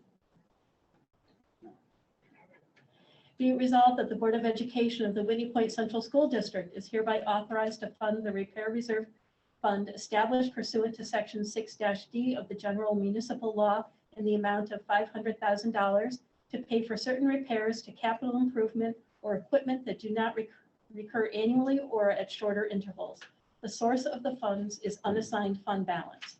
Proposition: shall the following resolution be submitted to the voters?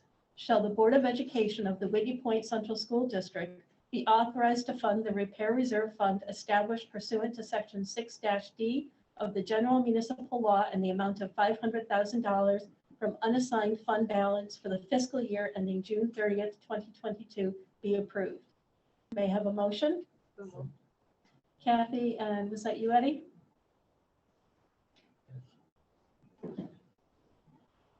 Any questions from the board? All those in favor? Aye. Any opposed? Any abstain? Be it resolved upon recommendation of the superintendent that the following bus proposition be placed before the voters for consideration at an annual meeting of the district to be held on Tuesday, May 17th, 2022, between the hours of 1 p.m. and 8 p.m., and that the district clerk be directed to take all necessary steps to arrange for the publishing of the notice of such meeting and all required actions associated therewith. Proposition: shall the following resolution be submitted to the voters? Resolved that the Board of Education of the Whitney Point Central School District, located in the counties of Broome, Shenango, Portland, and Tioga, New York, is hereby authorized to purchase 2 new 78-passenger diesel buses at a cost not to exceed $286,050 and 1 new 71-passenger diesel bus at a cost not to exceed $155,097, and 1 new 71-passenger diesel bus at a cost not to exceed $140,242, and expend therefore not to exceed the estimated total cost of $581,389, including incidental expenses in connection therewith, and that such sum or so much thereof as may be necessary shall be raised by the levy of a tax upon the taxable property of said school district and collected in annual installments as provided by Section 416 of the Education Law. And in anticipation of such tax, the Board of Education be authorized to issue bonds or other obligations of the school district in the aggregate principal amount of up to $581,389. May I have a motion? Thank you, Tom. And a second? Thank you, Brian. And I'm assuming that these are part of our regular bus replacement cycle to keep us on top of things so we don't end up with older buses that cost more to run or don't run. That's absolutely correct. And we've always been very conscious. I know since I've been here 10 years ago, we always had this imaginary number in our head, like keep the bus referendum no more than 400,000. Keep it no more than 450,000. But in reality, I mean, you can see one large bus costs $140,000. Our buses now are basically double tripping. So we're getting more miles on them, more everything, more maintenance. So in a typical year, we probably wouldn't try to purchase 4 large buses, but I think in reality, this is probably going to be the new norm of this will be, again, close to the new bus referendum amount each year. And really to, as you said, Stephanie, keep that balance of our constantly maintaining and repairing our fleet so it's safe throughout the district. Any questions from the board? All those in favor? Aye. Any opposed? Any abstain?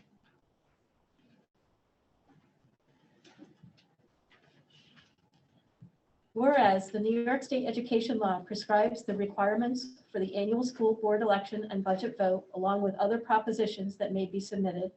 Whereas the New York State education law prescribes certain notice requirements, therefore be it resolved upon recommendation of the superintendent of schools that a public hearing, budget vote, election of board members, and consideration of submitted propositions shall occur as stated in the notice of school budget hearing and annual budget vote as set forth below, and it is further resolved that except as hereinafter provided, the official notice of the aforesaid public budget hearing and annual district meeting and election shall be in the following form. Whitney Point Central School District Notice of School Budget Hearing and Annual Budget Vote.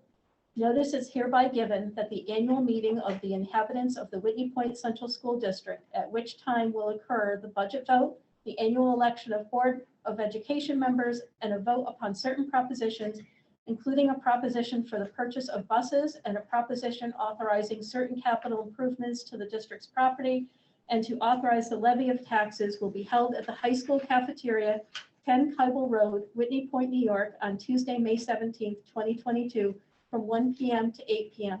for the purpose of transacting of such business as is authorized by the education law.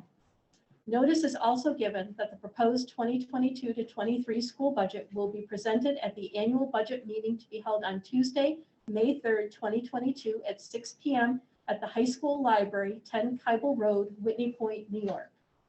Notice is also given that a copy of the statement of the amount of monies which will be required for the 2022 to 23 school year for school purposes may be obtained by any school district resident during the 7 days prior to the budget hearing, Tuesday, May 3rd, 2022, except Saturday or Sunday upon request at any school district building and the school district offices between the hours of 7:45 a.m. and 3:45 p.m. at any public library or free associated library within the district and on the school district's internet website. A copy of such statement shall be obtained by any resident in the district at any school district building during the 14 days immediately prior to the annual meeting, May 17th, 2022, and on the day of the election, except Saturdays, Sundays, or holidays between the hours of 7:45 a.m. and 3:45 p.m. Notice is also given that absentee ballots are available from the office of the district clerk by mail or in person. Mailed requests must be received 7 days before the vote at P.O. Box 249, Whitney Point, New York, 13862. Requests made in person must be made at the district office, 10 Kybel Road, Whitney Point, New York, between 7:45 a.m. and 3:45 p.m., Monday through Friday, and must be made no later than the day before the vote. A list of persons to whom absentee ballots have been issued will be available for inspection in the district clerk's office during each of the 5 days preceding the vote, except Saturdays, Sundays, or holidays during regular office hours until the day of the election. Notice is also given that military voters who are not currently registered may apply to register as qualified voters of the school district. Military voters may request an application to register as a qualified voter from the district clerk. Military voter registration application forms must be received in the office of the district clerk no later than 5 p.m. on April 22nd, 2022. In order for a military voter to be issued military ballot, the school district must have received in the office of the school district clerk a valid ballot application no later than 5 p.m. on April 22nd, 2022. The military voter may designate a preference to receive a military voter registration, military ballot application, or military ballot by mail, facsimile transmission, or electronic mail in their request for such registration, ballot application, or ballot. Such designation shall remain in effect until revoked or changed by the military voter. Ballots for military voters shall be mailed or otherwise distributed no later than April 22nd, 2022.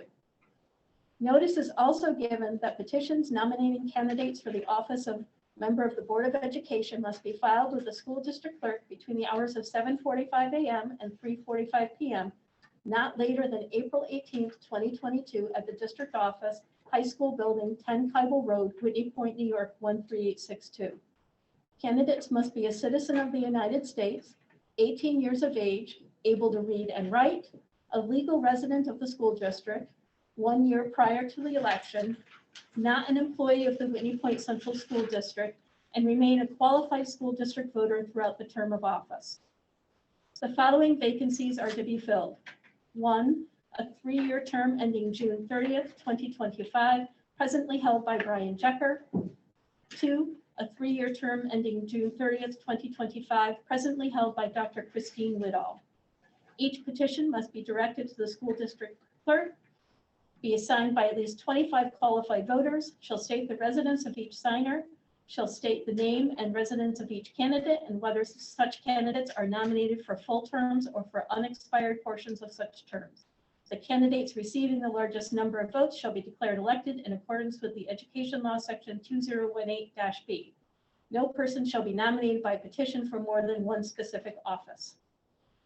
Notice is also given that in addition to the proposed district budget for the 2022-2023 fiscal year and the school year, which will appear on the ballot as proposition number 1, the following proposition will be submitted to the voters, which will appear on the ballot as proposition number 2.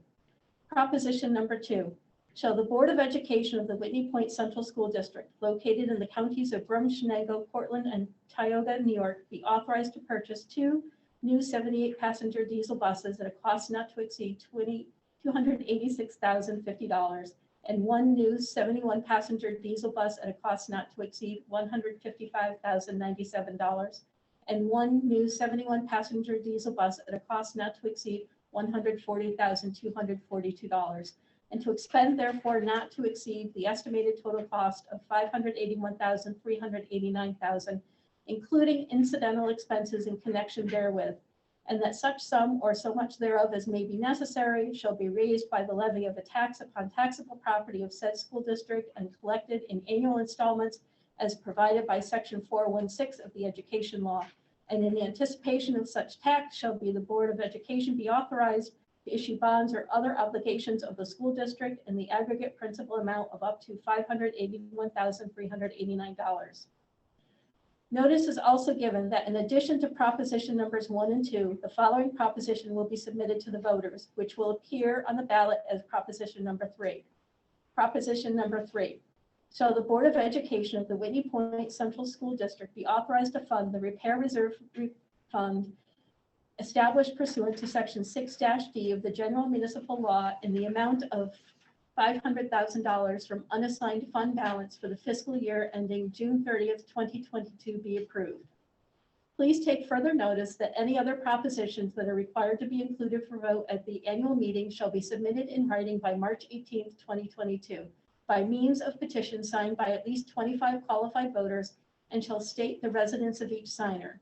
Any proposition may be rejected by the Board of Education if the purpose of the proposition is not within the powers of the voters or where the expenditure of money is required by the proposition and such expenditures fail to include the necessary specific appropriation. Resolved that the district clerk is hereby authorized and directed to cause notice to be given in the form herein above prescribed by publishing the same in the Press and Sun Bulletin, a newspaper having general circulation within the district, 4 times during the 7 weeks preceding the date of annual district meetings and election, Provided, however, that the district clerk is hereby authorized without further board action in her discretion in consultation with the district's legal counsel to amend said notice as necessary to assure compliance with applicable law. May I have a motion, please? Thank you, Danette. Actually, it was Chris. Oh, that was Chris? Okay, I'm sorry. So Chris and Danette, did you second them? Okay, thank you. Questions or comments? Can you please do that? No. But I'm sure Kathy would read it again for you. No questions? No. Okay. All those in favor? Aye. Any opposed? Any abstain?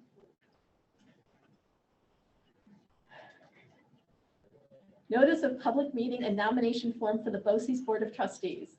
Be it resolved upon recommendation of the superintendent, the Board of Education of the Whitney Point Central School District nominate 3 members to the Broome, Delaware, Tioga Board of Educational Services.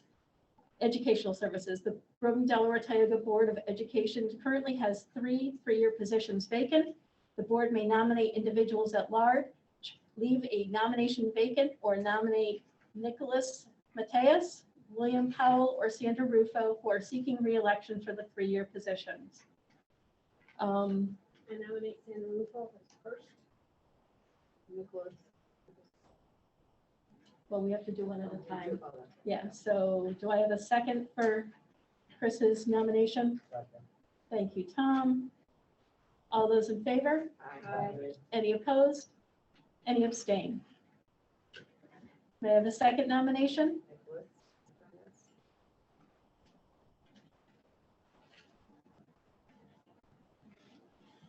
And may I have a second for that? Thank you, Eddie. All those in favor? Aye. Any opposed? Any abstain? And a third nomination. I'll nominate William Powell. Thank you.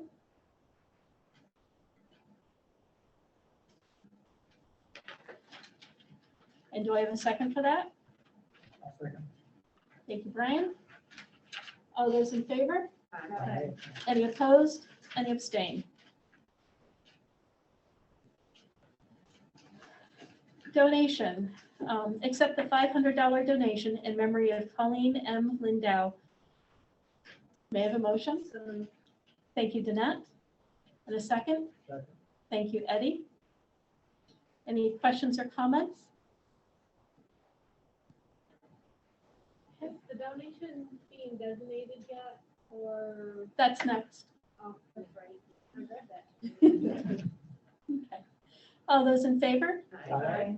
Any opposed? Any abstain?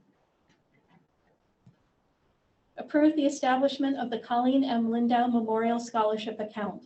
May I have a motion? Thank you, Kathy. And a second? Thank you, Brian. All those in favor? Aye. I have a question though. Oh, I'm sorry.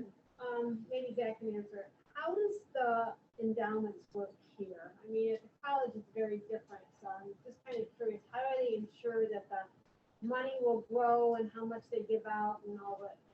Yeah, so there's a letter for the donation and it dictates the terms of how the scholarship gets awarded. So I think in this particular case, they asked for $100 a year. And then the party, the Boy Scouts who really did this donation, I think they're going to solicit additional funds over time to continue to fund it.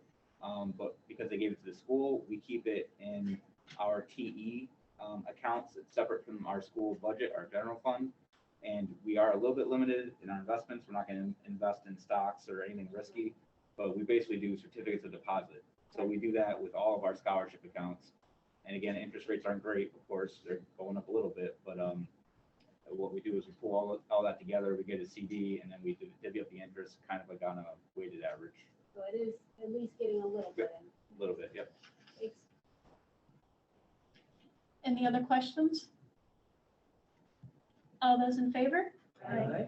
Any opposed? Any abstain? Superintendent updates. Let's talk about some things before we talk about COVID. Okay. I just wanted to note here that we have this beautiful recognition, a legislative resolution that was presented to our field hockey team for winning the state championships. It is an official act of resolution of the state of New York and sponsored by Senator Akshar and Representative Angelino. And it's just beautiful, I think, and it's added one more lovely recognition of the hard work of those young women. So that's nice news. You may also remember that we last meeting talked some about the academic eligibility policy. So we are beginning a review of that process, although we would like that turnaround time to be very quick. We've met with some parents and some lots and lots of students, which has probably been the nicest thing I've gotten to do in a long time. We're surveying families and faculty members and the rest of the staff on not just our policy, but also the implementation, the details of the procedures. I think that's probably some of the issues that we've had. We will certainly by next meeting have some information for you on some changes. Right now we're on hiatus, but we're sort of like at, custing in between seasons. So it's kind of convenient time to do that before we start the spring season. Just a quick note, and although I'm very cognizant of what Mr. Mcgrath just talked about, and we have through some emergency connectivity funding installed smart bus internet on all of our buses, so that students, one of the things that we have, we travel quite a distance to sports events, and some of our students are on buses for a long time, so that they can do their homework when they're on the bus. They have internet wherever they go. But again, as I said, I think that we need to pay attention to the things that we are blocking and giving students access to. And do you want to talk about the trash removal before I talk about? Yeah. And again, I know this next one was a little bit before my time, but back when we initially had the gap elimination that we faced in 2011 budget year, could have been back 2009 now I think about it. Anyway, at that time, my understanding, we were trying to again uncover every rock, looking for funding sources to try to save $1. I know, again, some of the board members were on the board at that time, and there was a particular rough transition that we did at that time where we moved our trash services from XYZ waste removal, and we went with TST BOCES trash services. At the time, it generated, I believe, around $10,000 in savings. So that, again, was a tough decision that you guys all had to make, again, 10, 12 years ago. So we've been using that TST BOCES trash service this whole time. We actually started exploring other avenues a few years ago, but this past few months has been pretty, I guess, aware we need to do something different. There was about a 3-week time frame where they just never picked up. We had a hydraulic fluid leak in the compactor. They never fixed it. Their longtime one driver of the whole program retired. They couldn't find someone to replace that person. So again, nice people, but it's not, I guess, a really great option for us to not be able to have, again, reliability for trash services, especially. And honestly, what we did with this service is we have a compactor. There's one outside the TRA, then one out here by the CEA. And it's been problematic from day one. We have our cleaners wheeling garbage through the salt and the snow sidewalks daily to try to throw it away. We used to have dumpsters right outside the cafeteria, which is a lot of the waste generated. So it has just been a lingering issue. And knowing all that, this most recent BOCES request was for us to let us know if we were going to sign for the service for next year. So now they're asking, do we want to continue the service? I guess I'm asking for the board support to really end it at the end of June. at which point we would bid it out. And I think you guys know there's several capable companies that could do that locally. So I think it would be good all around. But again, I just knowing that past conversation of what happened and why we went that way, I wanted you guys to be aware that's the way we're going to kind of pivot back.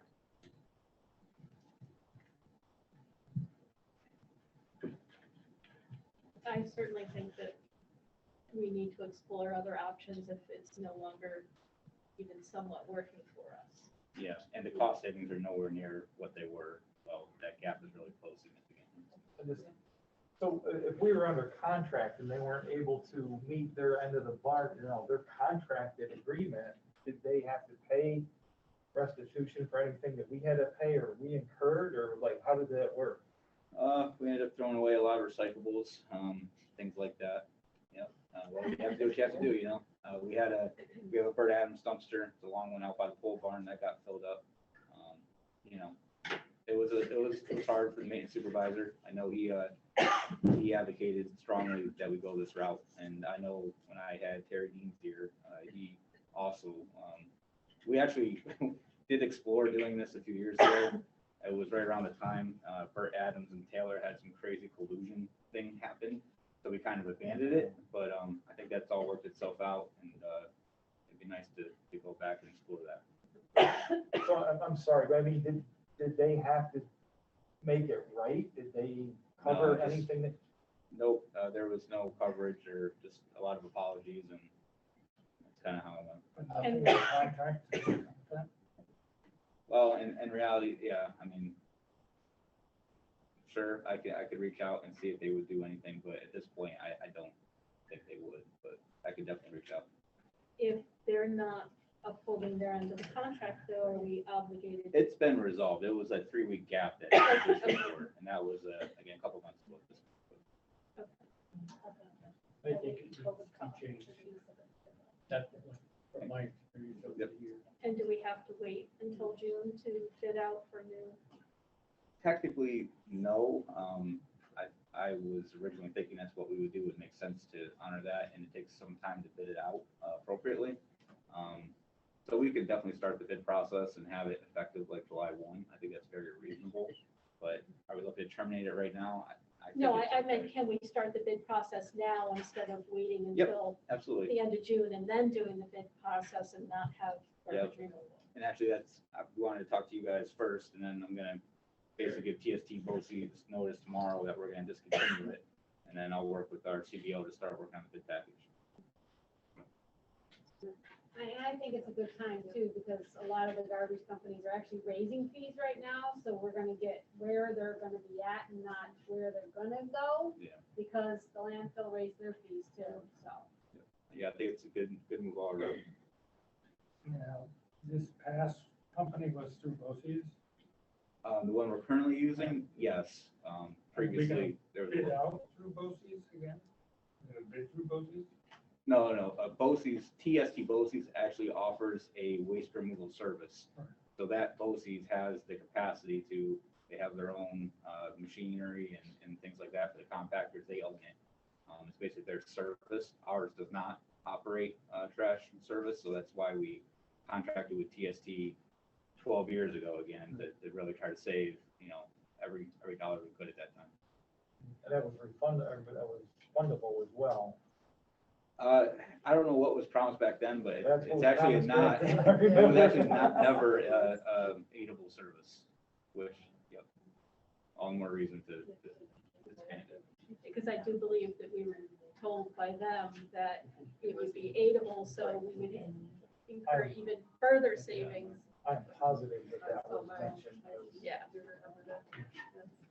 Sorry. It's not your fault. No, I know. No, it kind of pushed X-Ways out of business, that it's not. So it was a very tough thing, but it was big savings for the school, but so. All right.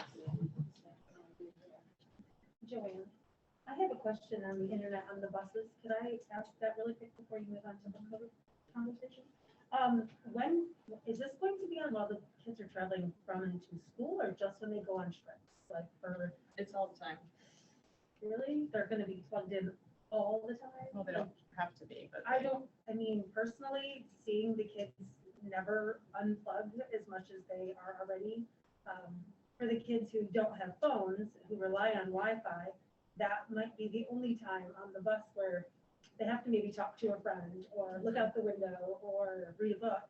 I know after we came back from the pandemic, when I still worked in the school, there were kids that were, because they weren't socializing, because they were social distancing, they were staring at their Chromebooks during their lunch breaks. They weren't talking to their friends or even trying to have a conversation.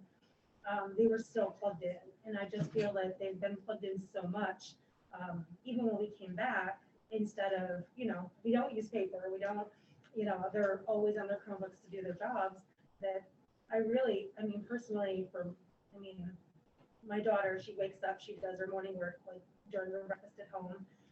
But when she's on the bus, she's not on it. But I know that there are kids that if they could be on it 24/7, they would. And I totally get when the girls are, not just the girls, but obviously you feel happy there, but when the kids are traveling to their sports and they spend so much time and they need that connection to be able to get their work done. I totally understand and appreciate that offering, but I am worried about plugging them in while they're driving to and from school. I really feel like they're connected so much, so that's just my thought on that.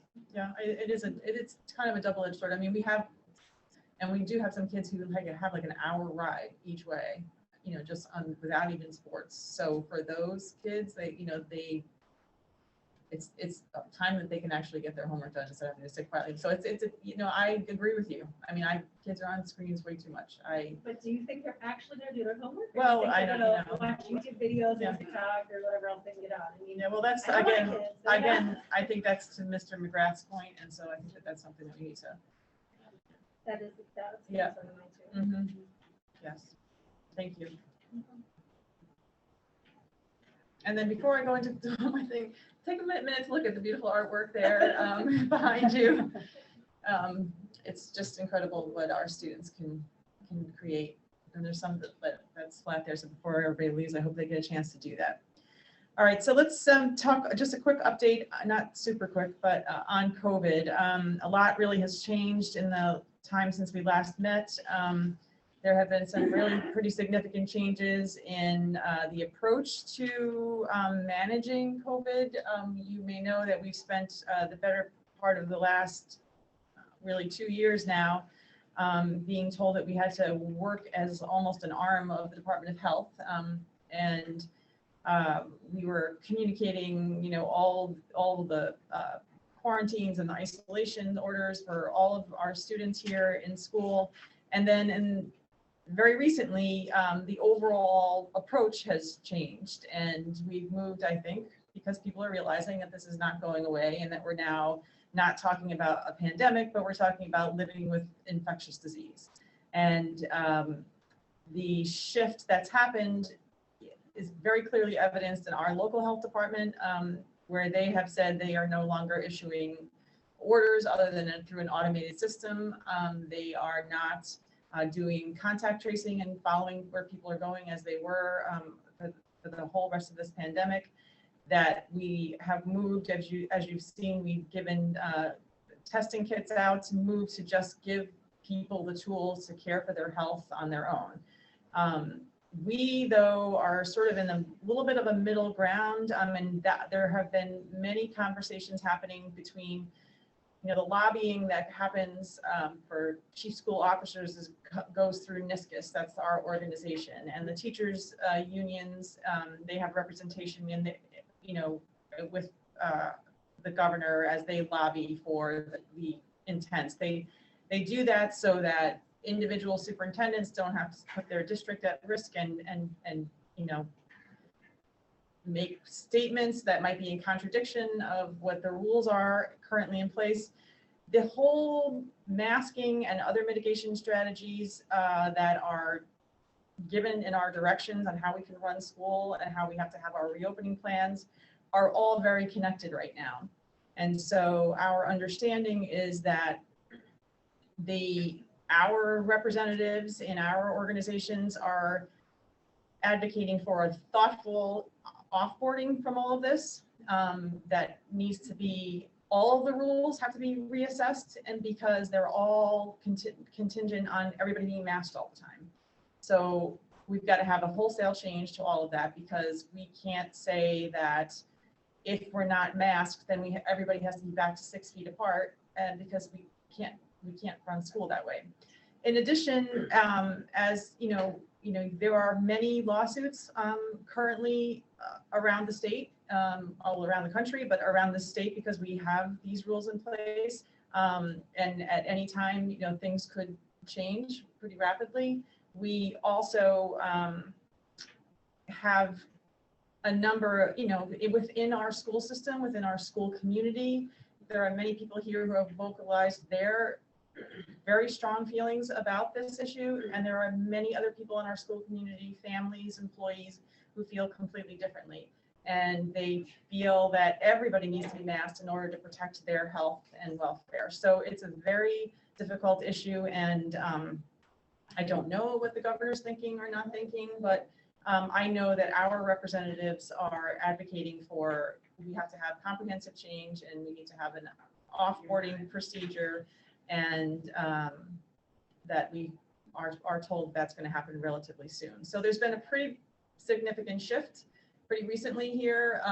It's just how to do that thoughtfully and to make sure that we still can honor the people who are very concerned about their health and welfare. They are certainly representatives in our school community of people who have significant health issues, and they feel that these mitigation strategies have kept our environment safe, and they're very concerned about exiting them. So we are, though, I think, in a somewhat better place in that we are not having to ask kids to not be in school so much anymore.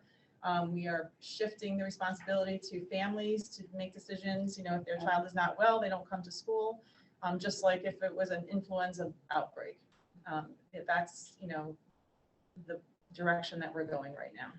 So there will be certainly more changes coming in the near future, and we will know as soon as we know.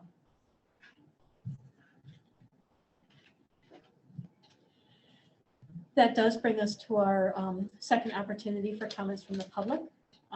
Everybody is welcome to speak.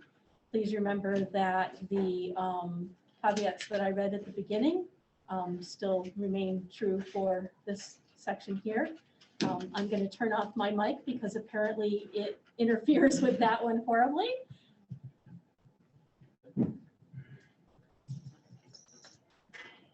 Thank you. My name is Daniel Lubertoni. I reside at 65 Howland Hill Road, Newark Valley, New York, town Nanticoke. I'm an adapted PE teacher. I'm a PE teacher at Union Endicott. I have a master's in adapted physical education. A lot of that's due to that man sitting right there, Dr. Kirsch. He was my doctor as a kid, and I wasn't going to make it through school. But I did, and it's nice to see you. But I digress. A couple of things I'd like to touch on what the gentleman from Green had mentioned. I'm sorry, Mr. Berghart, right? We do rely on way too much state aid. 48% is unbelievable. And a few years ago when this all started, that was going to go away. And we were scrambling. All the school districts were scrambling. Where are we going to find 48% of our budget? And then it came back, and now we have COVID relief, and we're going to spend that money on hopefully things that are needed. But if we don't look at those expenditures for an amount of time, that worries me. Recurring expenditures, you got to think about that for planning in the future. Don't just spend all that money expecting to use it every year. Now, with that said, the masks. I'm shocked that I heard you had to keep your kids home. Every child in America is entitled to a free and appropriate public education in their least restrictive environment. Their least restrictive environment, it doesn't matter what that is. I am a teacher. I see it every day where teachers are demeaning children to get their mask on. Yet we walked into this room without a single mask on. Not one person offered me a mask. not one person asked me to put one on. And I am so thankful for that. And I want my child to have that same right.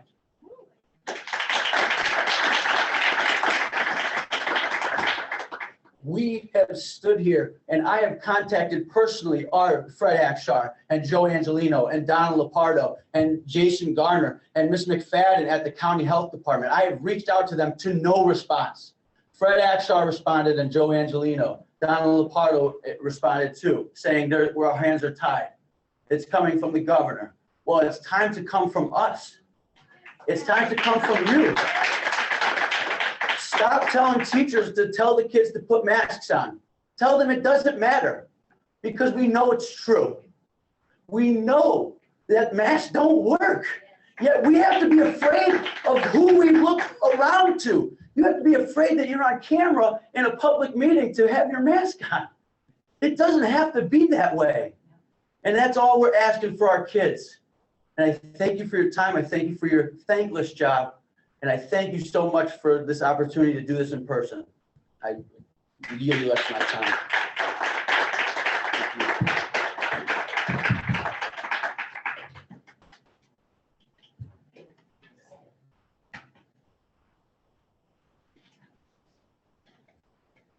I have one more thing. Sorry. Don't you apologize. That's why we have the second opportunity. Well, thank you.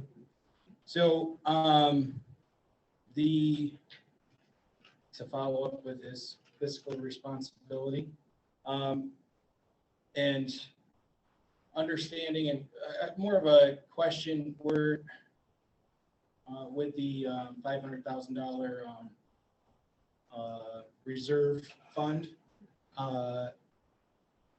is that tied to New York State's S-2065 resolution from last January, where it authorizes school districts to establish an insurance reserve fund in the amount of manner determined by a qualified independent actuary certified by the American Academy of Actuaries? No, it is a completely separate thing. I don't want you guys to read all that. It's Okay. not affiliated with that at all. Because this allows for it to be used much more broadly, doesn't it? Well, it's a different purpose though. You're talking about insurance reserve. This is a repair reserve. Yeah, so this is supposed to be used for repairs, right? So is the insurance reserve, am I misreading it from a repair? I'm just thinking from a sell standpoint, setting money aside for insurance, opening the door might be easier to the taxpayers. Because, you know, they're gonna see it as like a slush fund. And I'm just trying to be Captain Obvious to, you know, what we're seeing on the outside. Yeah, I'm just letting you know that it's a different reserve than the insurance reserve. Okay. Because the insurance reserve, it was meant for repairs and to basically do like an audit of your entire environment to see what was needed, because maybe 500,000 isn't enough, you know, and establishing that. That's the way I read into it. When I saw it way back when, that's why I was thinking when you brought it up, I'm like, oh, yeah, I saw that actually, so I had to look it up. But, okay, so it's separate from that. And secondly, if we're looking at, you know, if there's going to be things that we have to be cognizant of with regards to electric buses in the near future and stuff like that, what is the plan moving forward other than buy, you know, it seems like every couple of years we buy more and more buses, and every few years they get more and more expensive. And the bottom line is, you know, you go and buy a vehicle 10 years ago versus what it costs today, and it's drastically different. Understand that prices go up. So how do we handle that with being able to manage what his ideas are? Because 48% state aid, not this district, is, you know, not a very rich district. It's actually 76% state aid. There are Oh. two different categories of state aid. Okay. And the taxpayer portion is 23 approximately. Okay. Yeah, it's just there are two different types of state aid. Yeah. The 48% is foundation aid. That's used for operating purposes. Okay. If the other is all expense-based reimbursement aid. The Awesome. total state aid is 73%. Okay. I'm just as concerned as he is. You know, if the state steps in and they're having a bad year and they come in and say, hey, you guys are out of luck. Are we gonna be laying off teachers, or are we gonna be, you know, what comes down to the, you know, where does the ball drop? I mean, that's where it's something that's gonna take a lot of work, and I'm not sure where I can chime in, but I know that it's definite, take advantage of it where you got it. The conundrum here is that if we don't use state aid, we have to use a tax levy. Oh, yeah. And we've been told for a very long time, don't increase our taxes. Oh, yeah. So it's a very difficult balance to make, because we don't want to put a burden on taxpayers. And we have had years where we did have to lay off people, and we had to, and before that, we made other changes as well, because the state said, oh, we're going to give you this much in state aid, but we're taking this much back in a gap elimination adjustment. They took it from schools to cover the state deficit. So we've been there. And we have to come up with a balance where we can create a budget that is going to give the kids of the district what they need, but we also have to balance with that what the community needs in terms of a tax levy and services, and what I mean by services is like being able to allow the community to use the school property and building for non-school related events and things like that. And it's a fine balancing act. Oh, I get it. I work in county government. I see it all the time where it's unfunded state mandate. So who pays for that? That falls on the shoulders of the taxpayers, because at the end of the day, there's only so much money to go around. So I see that all the time. However, it's also understanding from a balance, and, you know, like what you said with schools and use of the buildings and use of the grounds and use.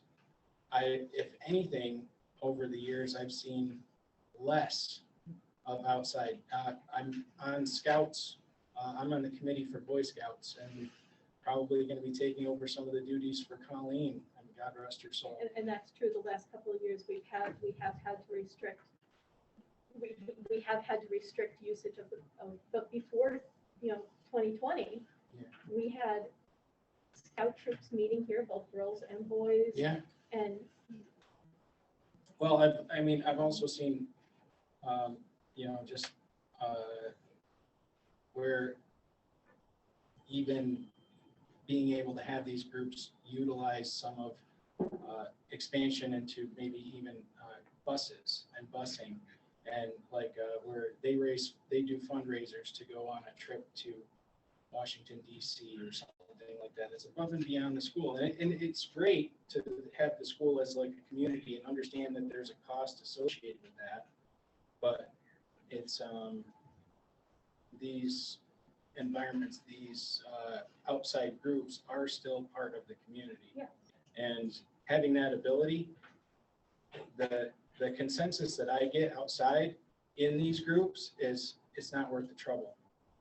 So that's frustrating for me, because I don't remember the school ever being like that when I was a kid. You come here for open swim, you had all sorts of different events to do during the summer, and now it seems like it's gone the other way. Now, I understand COVID the last couple of years, but here's our opportunity to change things around, make things a little bit better. That's all I gotta say. Thank you.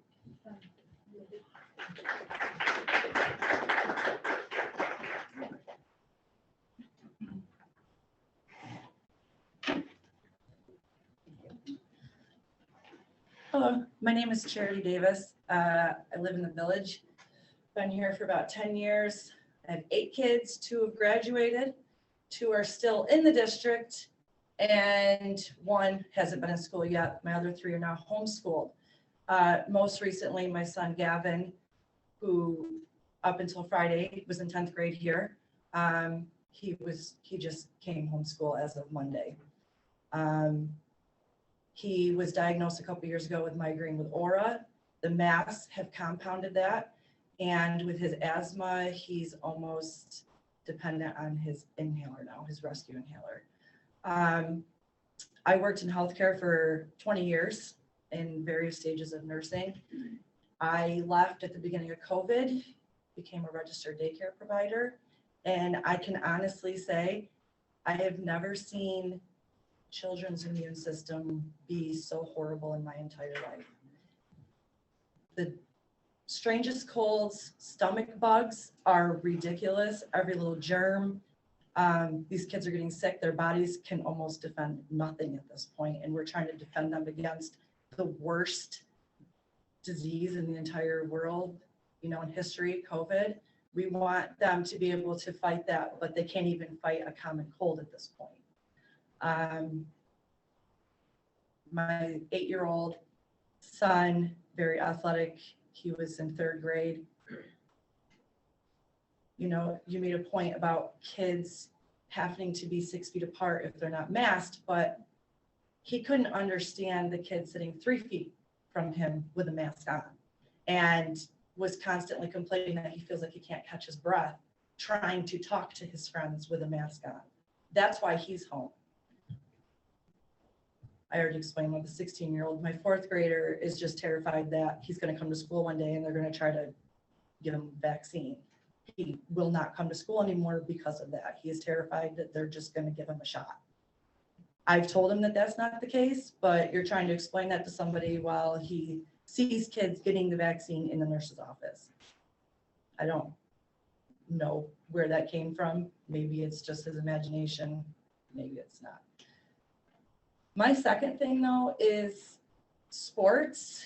I know it's great that we have a full sports season now, but it's sad in Whitney Point to see the kids constantly be chastised for cheering on their teammates. I was in Dryden on Friday. Not only did they celebrate the kids, they gave them a whole section for the students to cheer on, and actually warned the parents to maybe move away because the kids are going to get loud and they're going to get rowdy.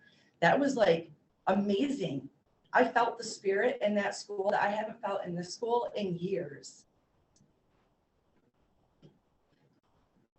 To reiterate what Donna said about homeschooling, being a registered daycare provider, I am seeking right now an assistant so I can open 8 more slots in my home, because there are so many children in this district whose parents want them to homeschool.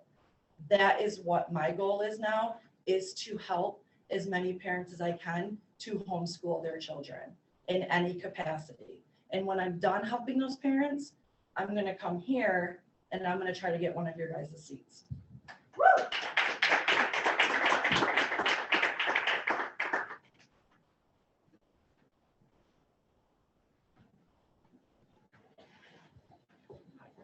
I realize I'm an interloper from another town, but I thought this was actually kind of interesting.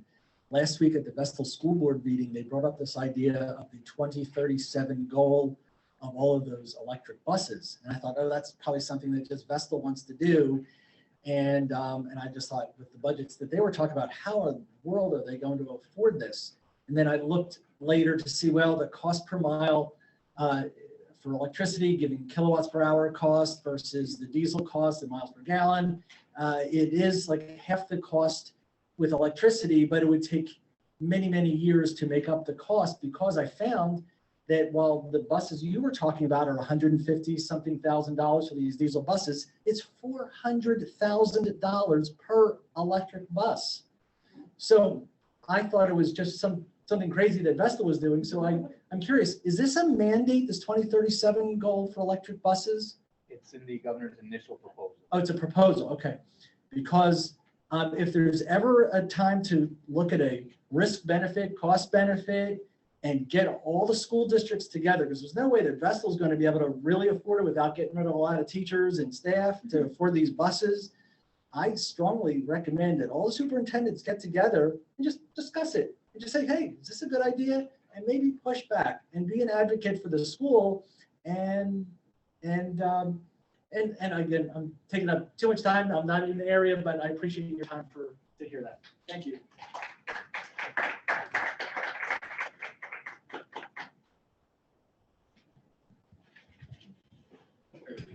Thank you. I just have a couple more points to make and then kind of got a scoop. If anybody wants to join us, brief meeting at Scooters right afterwards for some organizing and discussion. At a previous meeting, I brought up the fact that there were certain teachers that were encouraging children to get the vaccine, even though they're not healthcare professionals and they are not the parents. I advised the board and the administration to make it clear that that was inappropriate and out of the bounds and opening up the school district to liability. Maybe it's just a rumor, maybe it's just hearsay, but I saw it written directly from a parent who says that a teacher took her teenager to one of the vaccine clinics held here at the school and got the child the vaccine against the parents' wishes. Now, again, it's hearsay, but that came from the mother.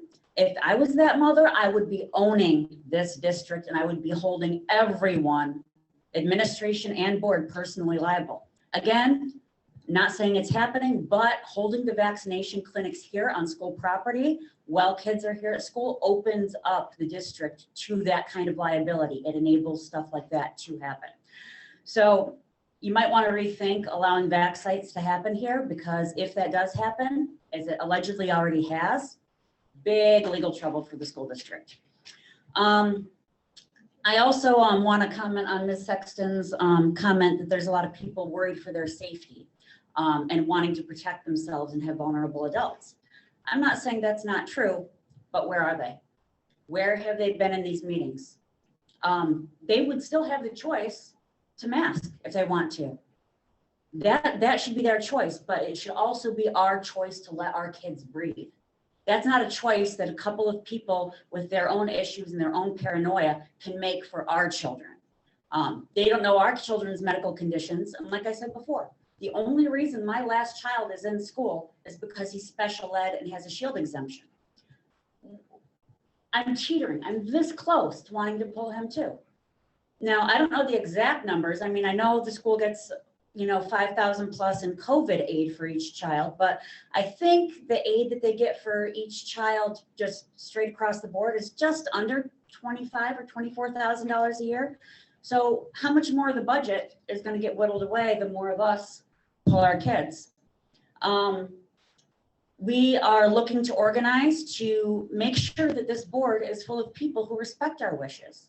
And so we want to know who's with us and who's not. So you guys were nice enough. I know it's not commonplace for the board to react, but as voters and with elections coming up very soon, I think that we all have the right to hear directly from each one of you where you stand on these mandates personally. Unfortunately, when we are here together as a board, state education law says that we are here as the board, not as individuals. And Should you want to ask any of us that away from the school board situation, or I shouldn't say situation, that's not the word I meant. Should you want to ask any of us outside of this venue, meaning a school board meeting, you certainly have the right to ask that. And I will be emailing each one of you. If you could kindly provide a response, yes or no, or yes masks, not, or yes masks, not vaccines, whichever, and they will be published. And you can't compel us to. I'm not, if you don't answer, I'll just make that known too. But we will assume that if you don't answer, that you're for these mandates. So that's where that stands. So what can we do as citizens here when we don't get a response or these people aren't standing up for our rights? Well, we can pull our kids. That affects their aid. It seems to be all about the money. Donna, you need to stop, okay? You are not anymore. Okay, there's a meeting at Scooters after, right now. I'm leaving. Have fun. I'm not asking you to stop. No, Steph, you've done this repeatedly. You've silenced us repeatedly and people No, are I'm sick of not it. asking you to be silent, Donna. If you could allow me to finish my statement, I would appreciate it because that's just common courtesy, okay? No, you know what would be common courtesy? When I asked for a response and you, at the first meeting I came to, and you told me that I wouldn't get one directly from the board to me, but that the public would get a response. That never came. The Right, public because never I- got a response. The public doesn't hear anything from this board, and that's why we're so angry.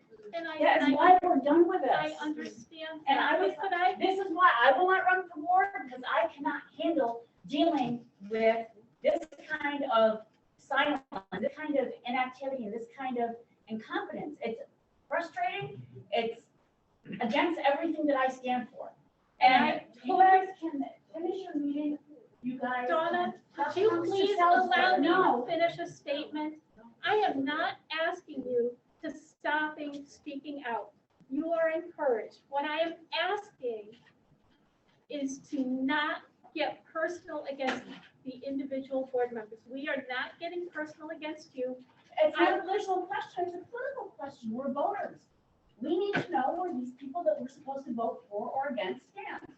That's the only question I'm asking is where do people stand? And it's up to them as an individual to answer you. What I'm saying is I can't compel board members to answer your question when you're asking them as an individual. We cannot speak as individuals in a board meeting.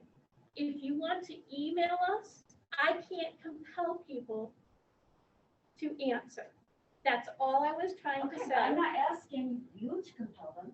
I'm asking each one of them here. If they want to answer me, great. If they say they prefer email, that's fine too. But we all deserve to know who is standing with us and who is not. That's basic courtesy from a voter standpoint. We need to know whose position is what. That's fine. And all I was explaining was that there are parameters here within the meeting about that. And I'm happy to hear you say that you said you were going to publish the answers. And I'm happy to hear you say that you will publish if they don't answer. But And I'm also, be the most that anybody has heard out of this board and forever, aside from the vague minutes that are posted on the school's website, vary. So with that said, we can vote people out, we can find our own candidates, we can homeschool our kids, and we can vote down to the budget. she shouldn't be doing this. So What would you like me to do, Chris? it's okay, you don't have to do anything because I'm leaving. Like I said, anybody who wants to join me to organize, you know where I'm going. Enjoy.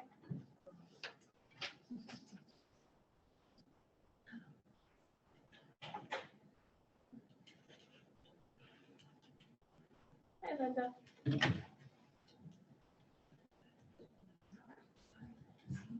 So I thought I was going to be able to give some time back.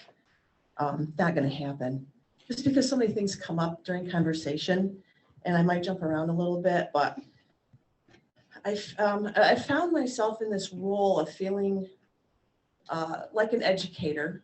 I was an educator. I feel like I'm still educating, and I just want to remark on some different things that came up, and maybe provide some information that other people are not aware of.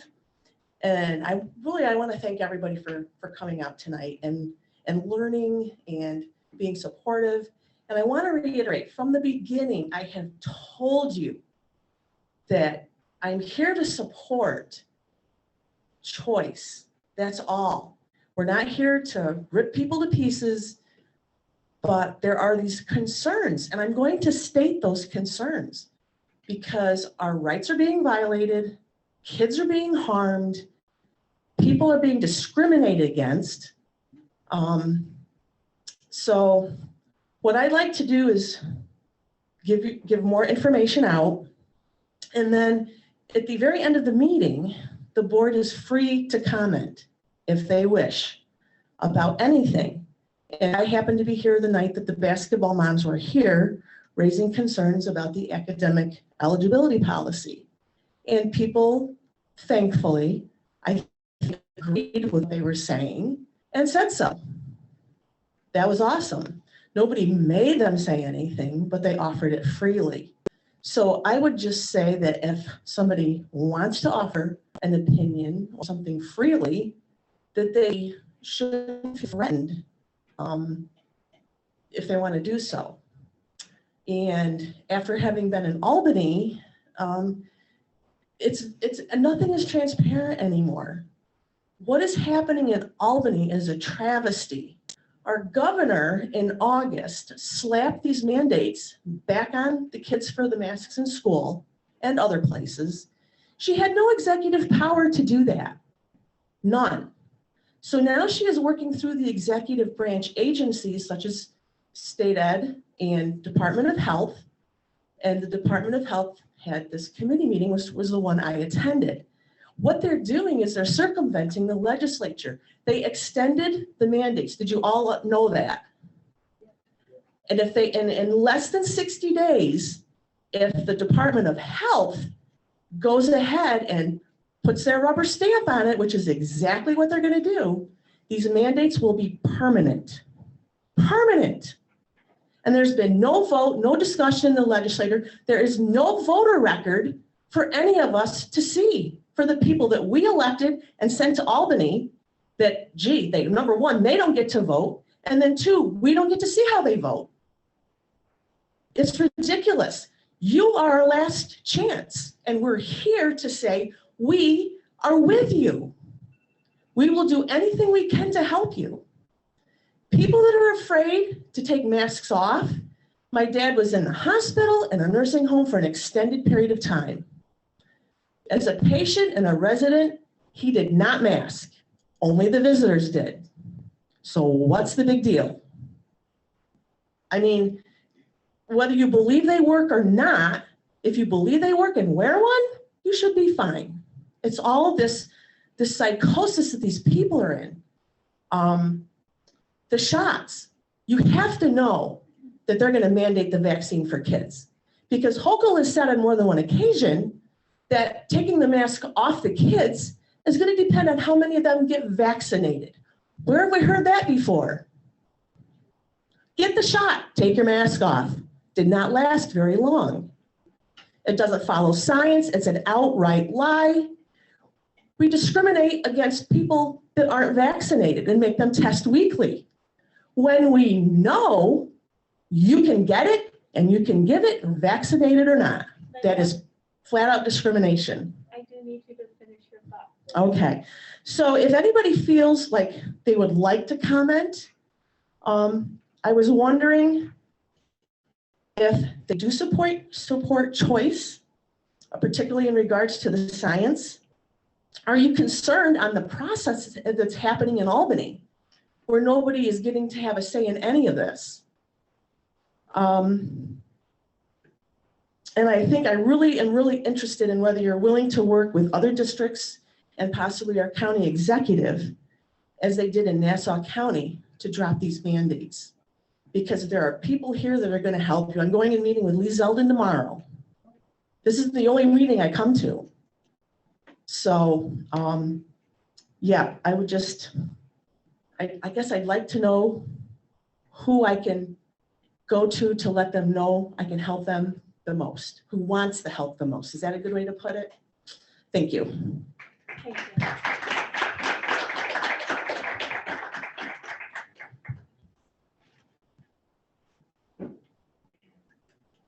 If the board's not going to talk, I want to take a moment. Well, it's still comments from the public. So this is the public's opportunity to speak. Just had a couple quick questions. I was at a board meeting a couple months ago. Can we get a name, please? My name is Jennifer. I'm a 7-year resident and I have two students in the district. So I was at a meeting several months ago and immediately I was able to ask questions and I got answers. They brought Molly Guzman straight up to answer my question and it was a back and forth opportunity. Why is it different today? Because we don't always have the answers right here in the board meeting. Okay. They didn't really have the answers that day either, but that's okay. She really just talked to me in a lot of circles. But it's difficult when people ask, sometimes when people ask us questions on the fly, we don't always have the answers right back. And I was hoping to get it on record, what is the repercussion for sending our children to school without a mask?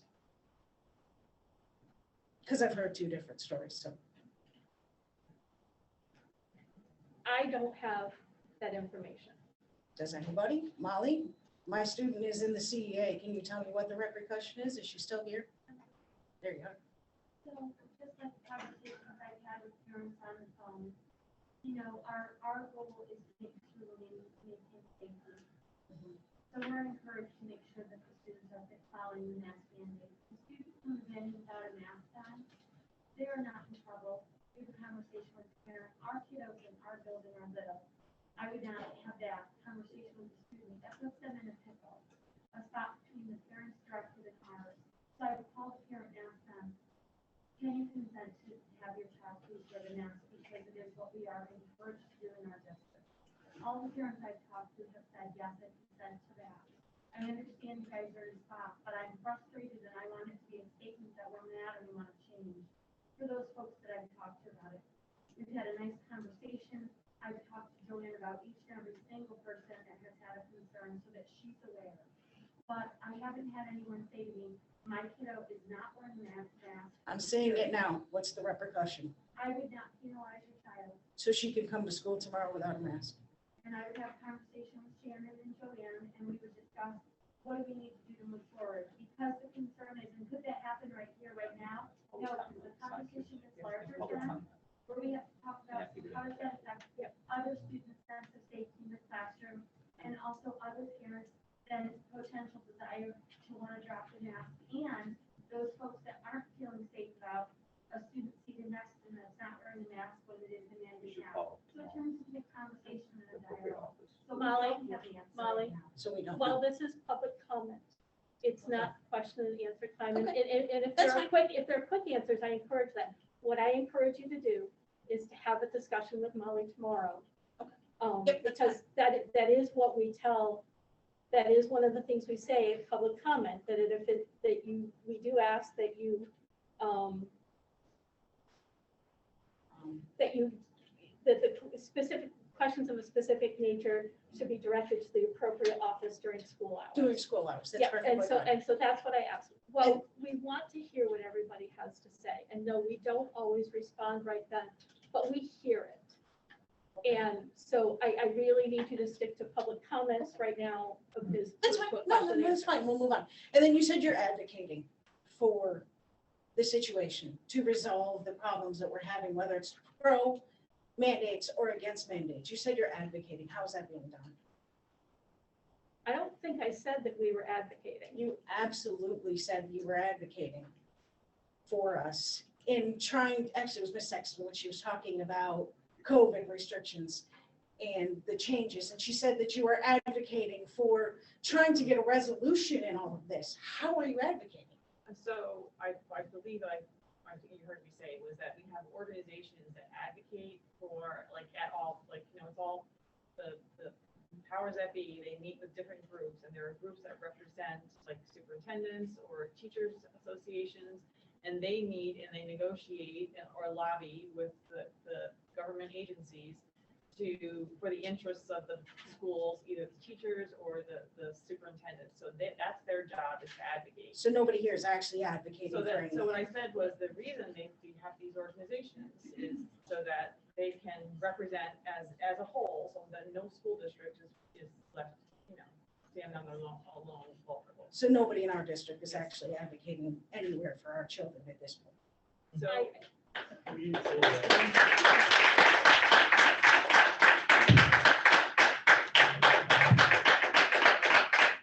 Can I just add one thing, just because it was brought up?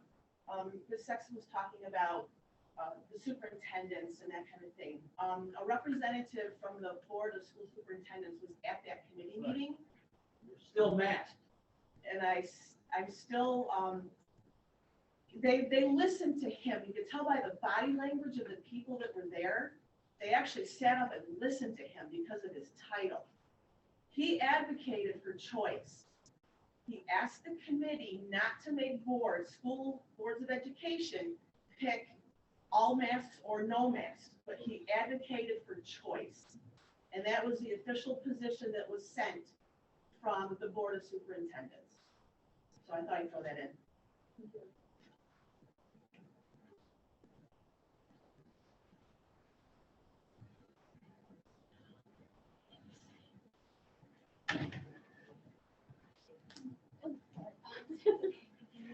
I wasn't necessarily planning on coming back up, but the meeting kind of brought a couple questions for me. First, Jeanette, I want to thank you for bringing up the screen time. As a mom, our kids are on the screen all day. The way school is structured now, they're on even in the classroom. That's how they're being taught in the classroom. So they're on in school, and now they're going to be on during the buses. And I find that a little disturbing as a mom, because I can guarantee you they're not doing their homework on the bus, the majority of them. I'm just not sure that's necessary. But anyway, that's not really, I came to talk about masking. That was a side note. I guess, and maybe you can't answer me in light of prior conversation, but I would just be curious, how many of you on the board have a child in the district right now? Okay, that's a pretty small percentage. I do have children who I consider my children. And I have great-grandchild. Okay, but even adding you two, I would say that's, not a very big percentage. Here's my concern. How often do you guys meet other than the once a month meeting? How often do you get together as a group? We are only allowed to meet and discuss. So do you communicate with each other via email? We're not allowed to. You're not allowed to do any of that. That's the state So here's my concern. I see 4 people that have students in the district. It's going to be a month, and the rest of you are not seeing your students get on the bus every day with the mask. It's going to get swept under the rug. The parents that are here, the parents that are now part of a group that's online, we're up to, I just checked it, we're up to 125 members. So that we just started today. We see this every day. Our kids are getting on the bus every single day. It's in our minds every single day. I'm just afraid that you guys don't have that much invested in that. That's my concern. And then to hear that, we're having groups advocating for us instead of you advocating for us, that really takes the personal aspect away. I mean, I see some familiar faces, some of you I don't know. Steph, I consider you my friend, and I appreciate that there's familiar faces up there. And what advocating I do is my personal advocating. It is not school board related. There is not much as a school board group that we can do other than talking to the bigger groups that represent. Yeah. So you're saying you can, on an individual basis, communicate with those groups, but you can't as a board. Am I understanding correctly? No, as a board we can, but the problem is this, okay? We have a lot of people in the district. And I know that you guys are very passionate against masks. I understand it. I understand where you're coming from. Whether or not I agree with it, I'm not going to comment on that here, okay? But there are another group of people who are passionate against, or not passionate against, passionate about masks being in school. We can't represent just one portion of the district. That's been a conundrum for all of us because we can't represent one thing here and leave out this group here. We can't represent this group here and leave out this group here. I understand that. I guess from my perspective, I would just like to know that you're trying to communicate with the state, hey, what is the exit strategy? And when is it coming? We don't have any information, and I just feel like you guys are the first go-to for that What information. information you have, we have. The state is not very good at communicating with us. I was on a legislative breakfast call last week. It used to be an actual breakfast. It's not anymore. And we did talk to our representatives for the area. And that was one of the things we discussed. I appreciate the opportunity to be here tonight. I understand you're in a tough spot. Oh, and the frustration level, I'm just concerned the kids, you're going to start seeing more and more kids unmasked. So I think there needs to be an awareness of that and understanding of how you're going to make that all work, because they're seeing everybody out there not masking. They see that our kids are smart. I mean, our teachers do a really good job. They're intelligent kids. This doesn't add up for them. I don't know. I guess that's all I have to say. I just appreciate you for the opportunity.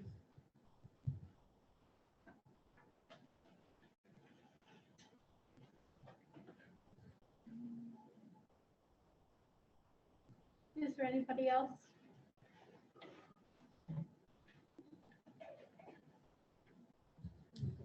Again, my name is Amber Boyce, I live in Nanacoke, and obviously we're very disappointed with the decision.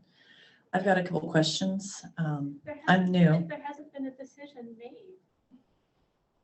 Well, our understanding is that you are refusing to give it a choice, that you are refusing to allow our students, for our parents to decide whether or not they take a shot, for our parents to decide whether or not they take a mask, to have that choice.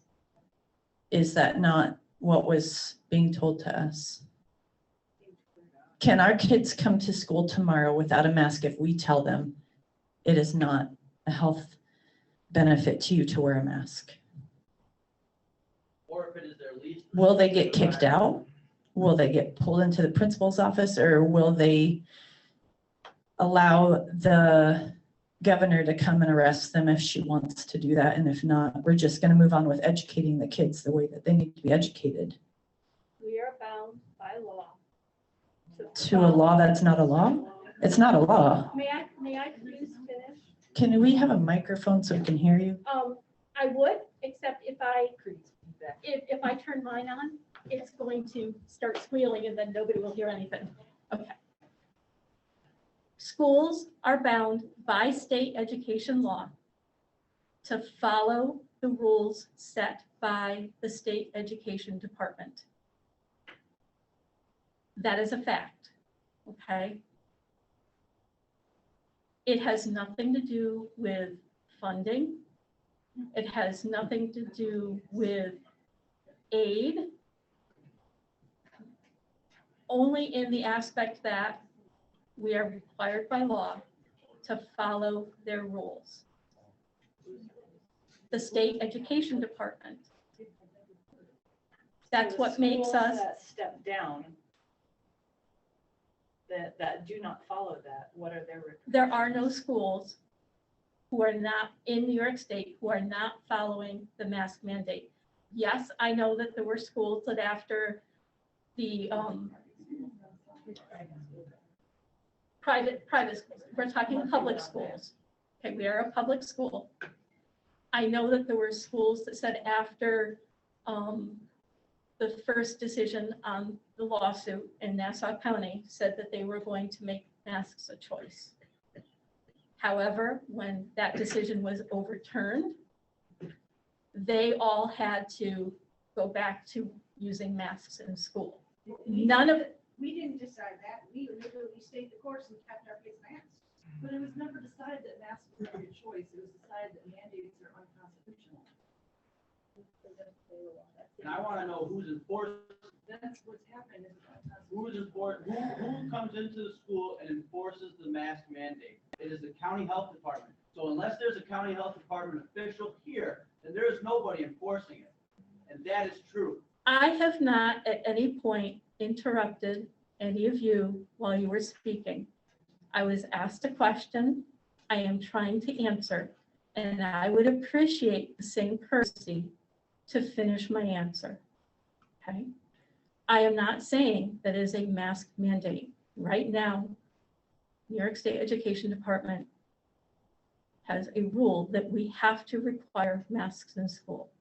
There are no schools in New York State that are not currently requiring masks in the school situation.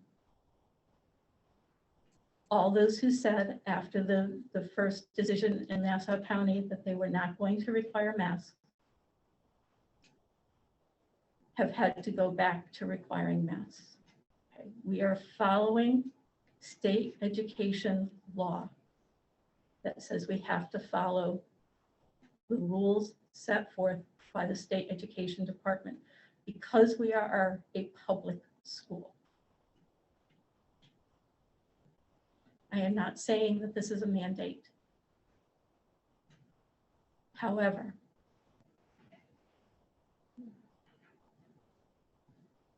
the opportunity for comments from the public is an opportunity for the public to bring up concerns. And it is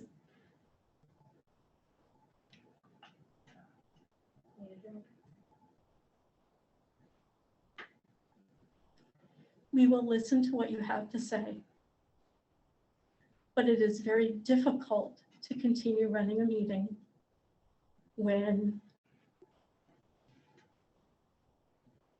our words are twisted or misinterpreted, I should say, and when it becomes personal insults.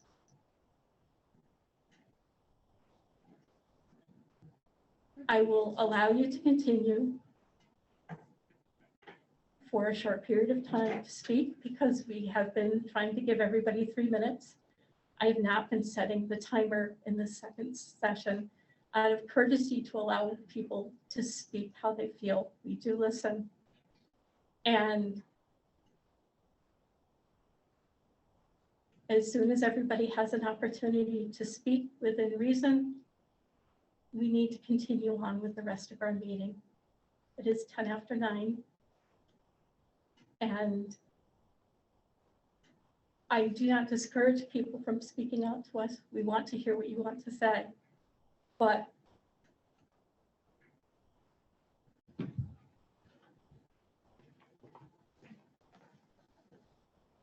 thank you. Question would be if, for example, all of you step down right now, and so we had to find board members and we all filled those spots, we would be unable to tell our students that they could come. So what would be our step to separating from that law? When a law is unconstitutional, how do we take that next step? Because you are our in-between at this moment. I do not know what the next step would be, but I would be happy to find out. Okay, we appreciate that. And I know how to get a hold of Donna, so I can let her know. Okay, and one final thought on going back to what we just heard about having internet on the school buses and things, and internet being available to the students and Chromebooks where the parents can't see what the kids are getting onto. A consideration which might need to be taken to an IT person, I would assume, would be there needs to be a way for each student's whatever they're getting onto to be sent to their parents to be able to monitor what they're getting onto before they're given access to just have the internet available to them. If they can't, if they have to have a certain Chromebook to use for the school, it can't be something that the parents are providing that the parents can monitor, then there needs to be a way that everything that child's looking at and everything that's being, whether it's through social media, bullying and things like that, or things they're investigating on the internet. The parents need to be able to have that monitored by the parent.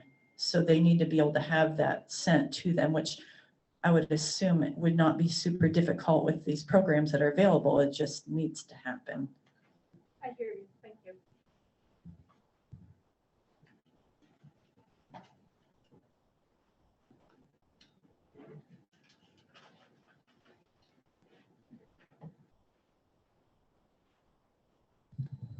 Good evening. My name is Michelle Mcgrath. I'm Tom's wife. And as he had addressed in the beginning of the meeting, our serious concern with the kids having access to YouTube and other avenues through their Chromebook. This has created, since the pandemic, my kids didn't know what YouTube was. I'll be very honest. They had no idea. Since they were sent home and they had to then use different ways of learning, it has opened their eyes because kids are smart and they figure things out. And we have struggled at home to keep them off of YouTube. This is impacting their learning. It's impacting their social interaction. My son sat by himself in the lunchroom for months. If you've been in the TRA, you've probably seen him. And it's because he just would rather be on YouTube, listening to music or doing his own thing, because what's the point? I can't see my friends. He came during the pandemic as an exception because he has an IEP program that he is involved in, and his friends weren't here. It's destroying these children socially and emotionally, and with their education as well. And I don't know if any of you understand this. I guess I'm confused because before COVID, if a child was on a site that they weren't supposed to be on, you had your code of conduct. They were disciplined. They were sent to the administrative office. Okay, why is this not occurring now? I mean, there are kids in after-school activities on YouTube instead of paying attention to the clubs that they're in.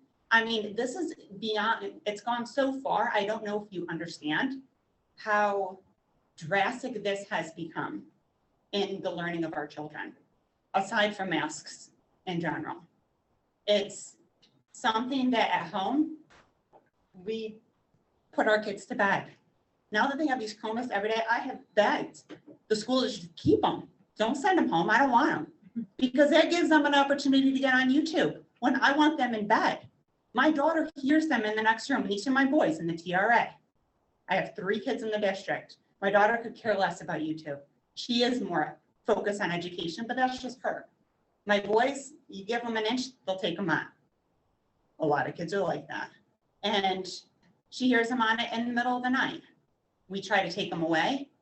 We lock them in my husband's vault. We do what we can do to try to keep these kids off YouTube, but they are now addicted to YouTube. And it is a serious, serious concern that you all need to be well aware of. And there needs to be restrictions put back in place, limitations on what these children have access to, because you're hurting them as a district by allowing this to continue. That's all I have to say. Thank you.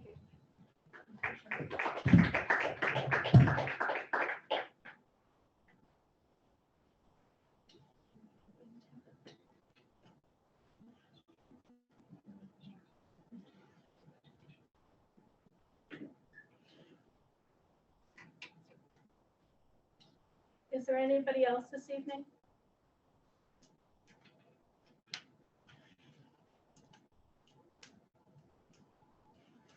Stacy, can you turn that on?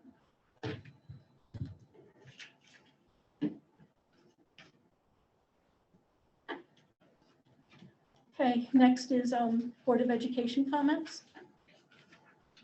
Give it to me.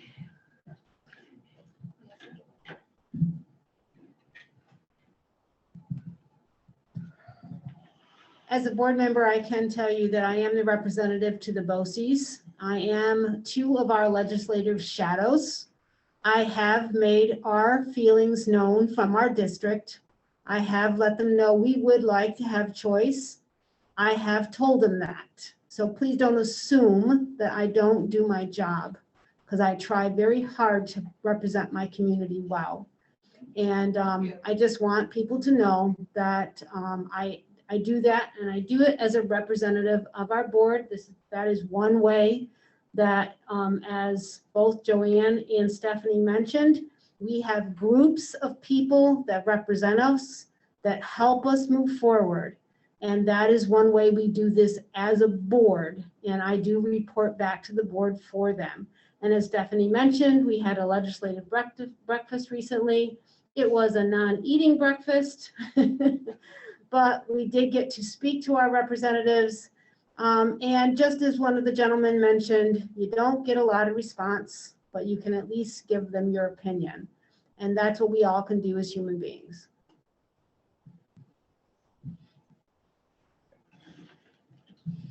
I always have questions because I have kids and I have stuff going on, and I like to see if I can get help for the situations. One thing is, I have sons that are in multiple activities and they stay after school, and I had this earlier in the year because football is later. Is there a way that we could provide a safe space for our students who are between? And I know that's not an answer that you can give us right now, Joanne, but there's been a few teachers that realize that their students they have to wait an hour or an hour and a half or something. So it's not safe to have them wandering around town waiting till the time for them to be to their next activity.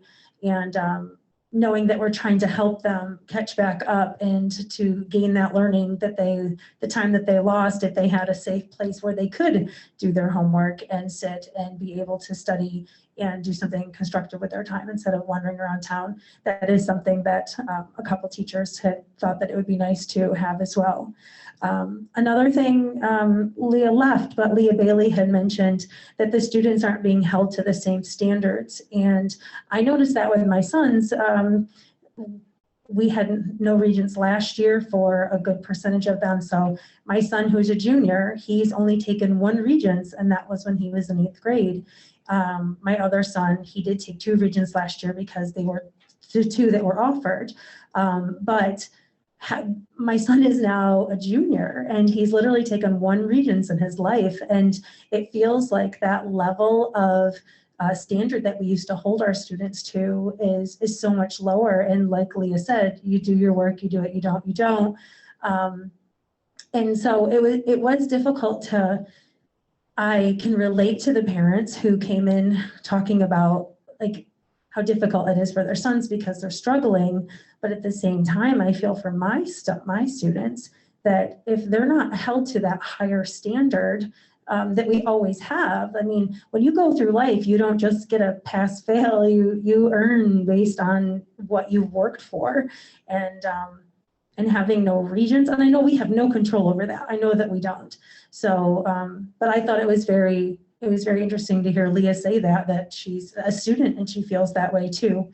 And to end on a great note, again, I know that Mrs. Sexton already mentioned it, but huge kudos to Mr. and Mrs. Jones for their excellent musical that they put on. It was too long to see a production on our stage, and it was so wonderful to see our kids back on stage doing what they love. And we just hope that the next time that they get to do it, and we can see their faces. So we're grateful they were up there though, and so were they. They were happy to be able to do it however they could, and I'm so grateful for that opportunity and looking forward to more to come. And thank you for everything that you do, Joanne, and this lovely time we're in. There you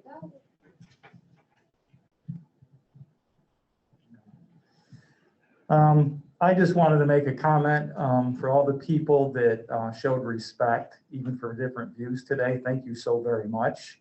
I appreciate it. This is a public setting where we do try to have all different views expressed. I guess a civilized society is shown by being respectful to those that you might have a different viewpoint. I don't know.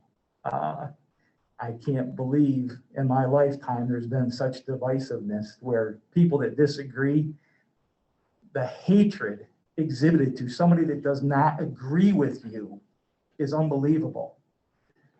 It's upsetting to me.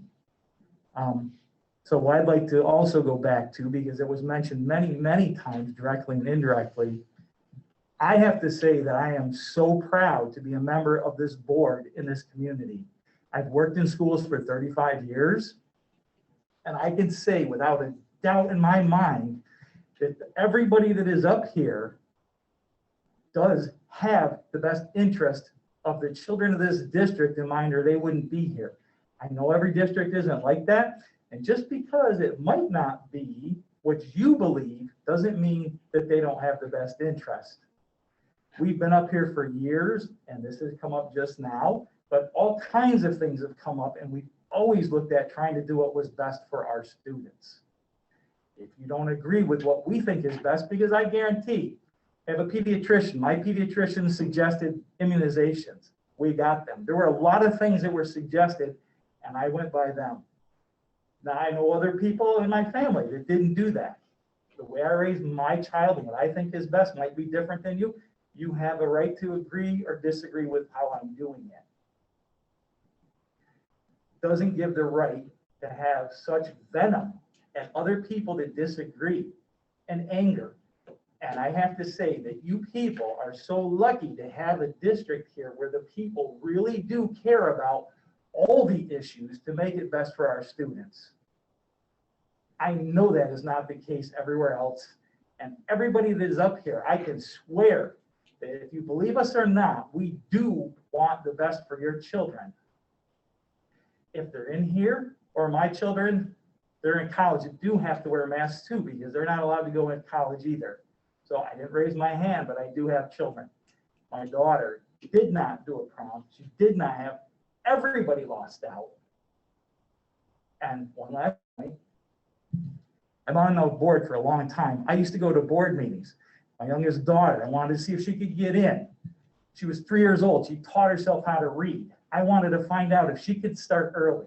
She missed the cutoff by December 2nd, she was born, one day.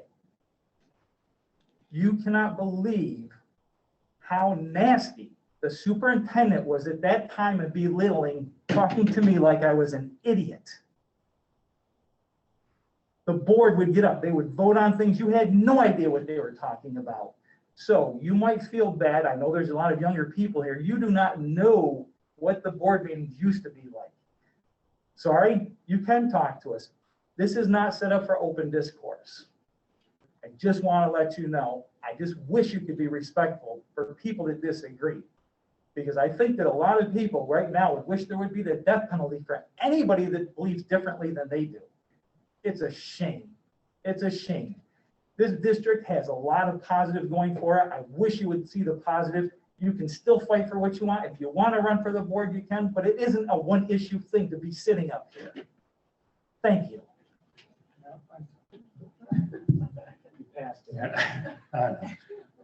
Yes, I came on the board for the exact same reason as Tom stated, is I wanted to have the best that the school can provide for all the students. I had 2 kids in this, and they were probably in every single activity you can think of inside the school.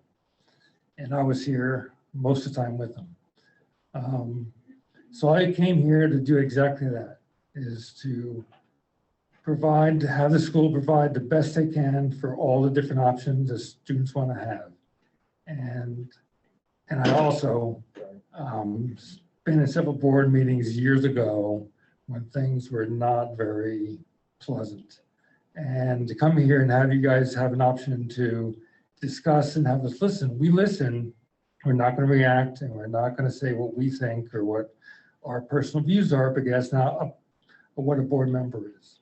A board member is to uphold what the state requirements are and to do what we feel is the best for all the students or the community. And again, that may be exactly what you want or maybe exactly what you don't want. But we have to look at all the issues, and we see a lot of issues. COVID being a big one now. A couple of years ago, there was another one. And a couple of years before that, there was another. And at each time, we had to make our own decisions as a person and as a board member. And I think this board, as Tom says, has been outstanding over at least the last 10 years. And I've heard a lot of things about other boards, about how they do or do not do things. You will not find that here. This board is outstanding. Stand up, because I can't sit and talk. I've been in this district 44 years. And I know some of you, Linda, I've known you a long time. My daughter started field hockey and look what she did. Went to college and played field hockey like she wanted to because of the opportunity she was given in this district. I used to come to board meetings and wanted to be involved because I love this district. I love it. I've always loved it. I've stayed here. I moved from Johnson City to Whitney Point and didn't ever want to leave because I love this district. I love the people in it. I love this school. I love everything about it. I did. So I started going to board meetings because I wanted to help. I didn't like the way the meetings were going. I didn't like some of the stuff that was happening. I wanted to make a difference. I wanted to because I love the children. That's what I love. And I love the people that I met and became friends with. I'm here because of that. I'm here to listen to everything. This whole thing is throwing people, families, friends apart. It's made enemies of people. It's terrible. It's a terrible time. I heard my dad as he was dying, December 2020, say it's never going to change and people are going to hate each other. And he passed away because he didn't want to see this happening. He didn't want to see it in his family happening. It's terrible. It's terrible. But I'm not just here. And it's not just what I have to do is to listen. I want to listen to you. I need to listen to you. I've learned some stuff from you. I have learned.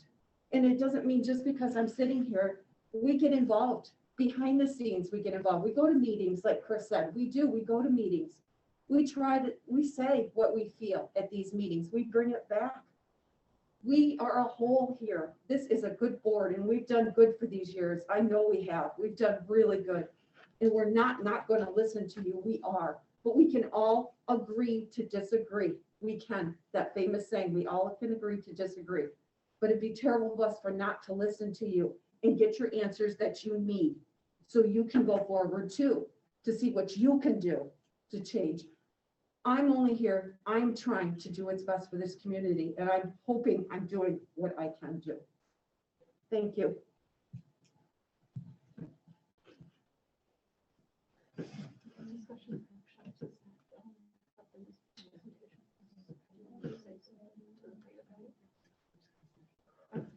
All right. That does bring us to the end of our, Linda, we've already had. No, this is just, I just want to say that from everything that you've said, the predicament that you're in. Linda, I appreciate what you have to say, but this is about you, and I'm understanding you that you have to uphold the state requirements and do what is best for the students. And there's Linda, I need to stop, please. We need to end the board meeting. If you would like to talk to me when I go outside to go to my car, I have no problem with that. But we do need to end the board meeting tonight, okay? Thank you. We are going to adjourn this evening at 9:27. May I have a motion? Thank you, Kathy and Brian. All those in favor? Any opposed? Any abstained? Thank you very much for everybody who attended, and thank you for everybody who spoke up.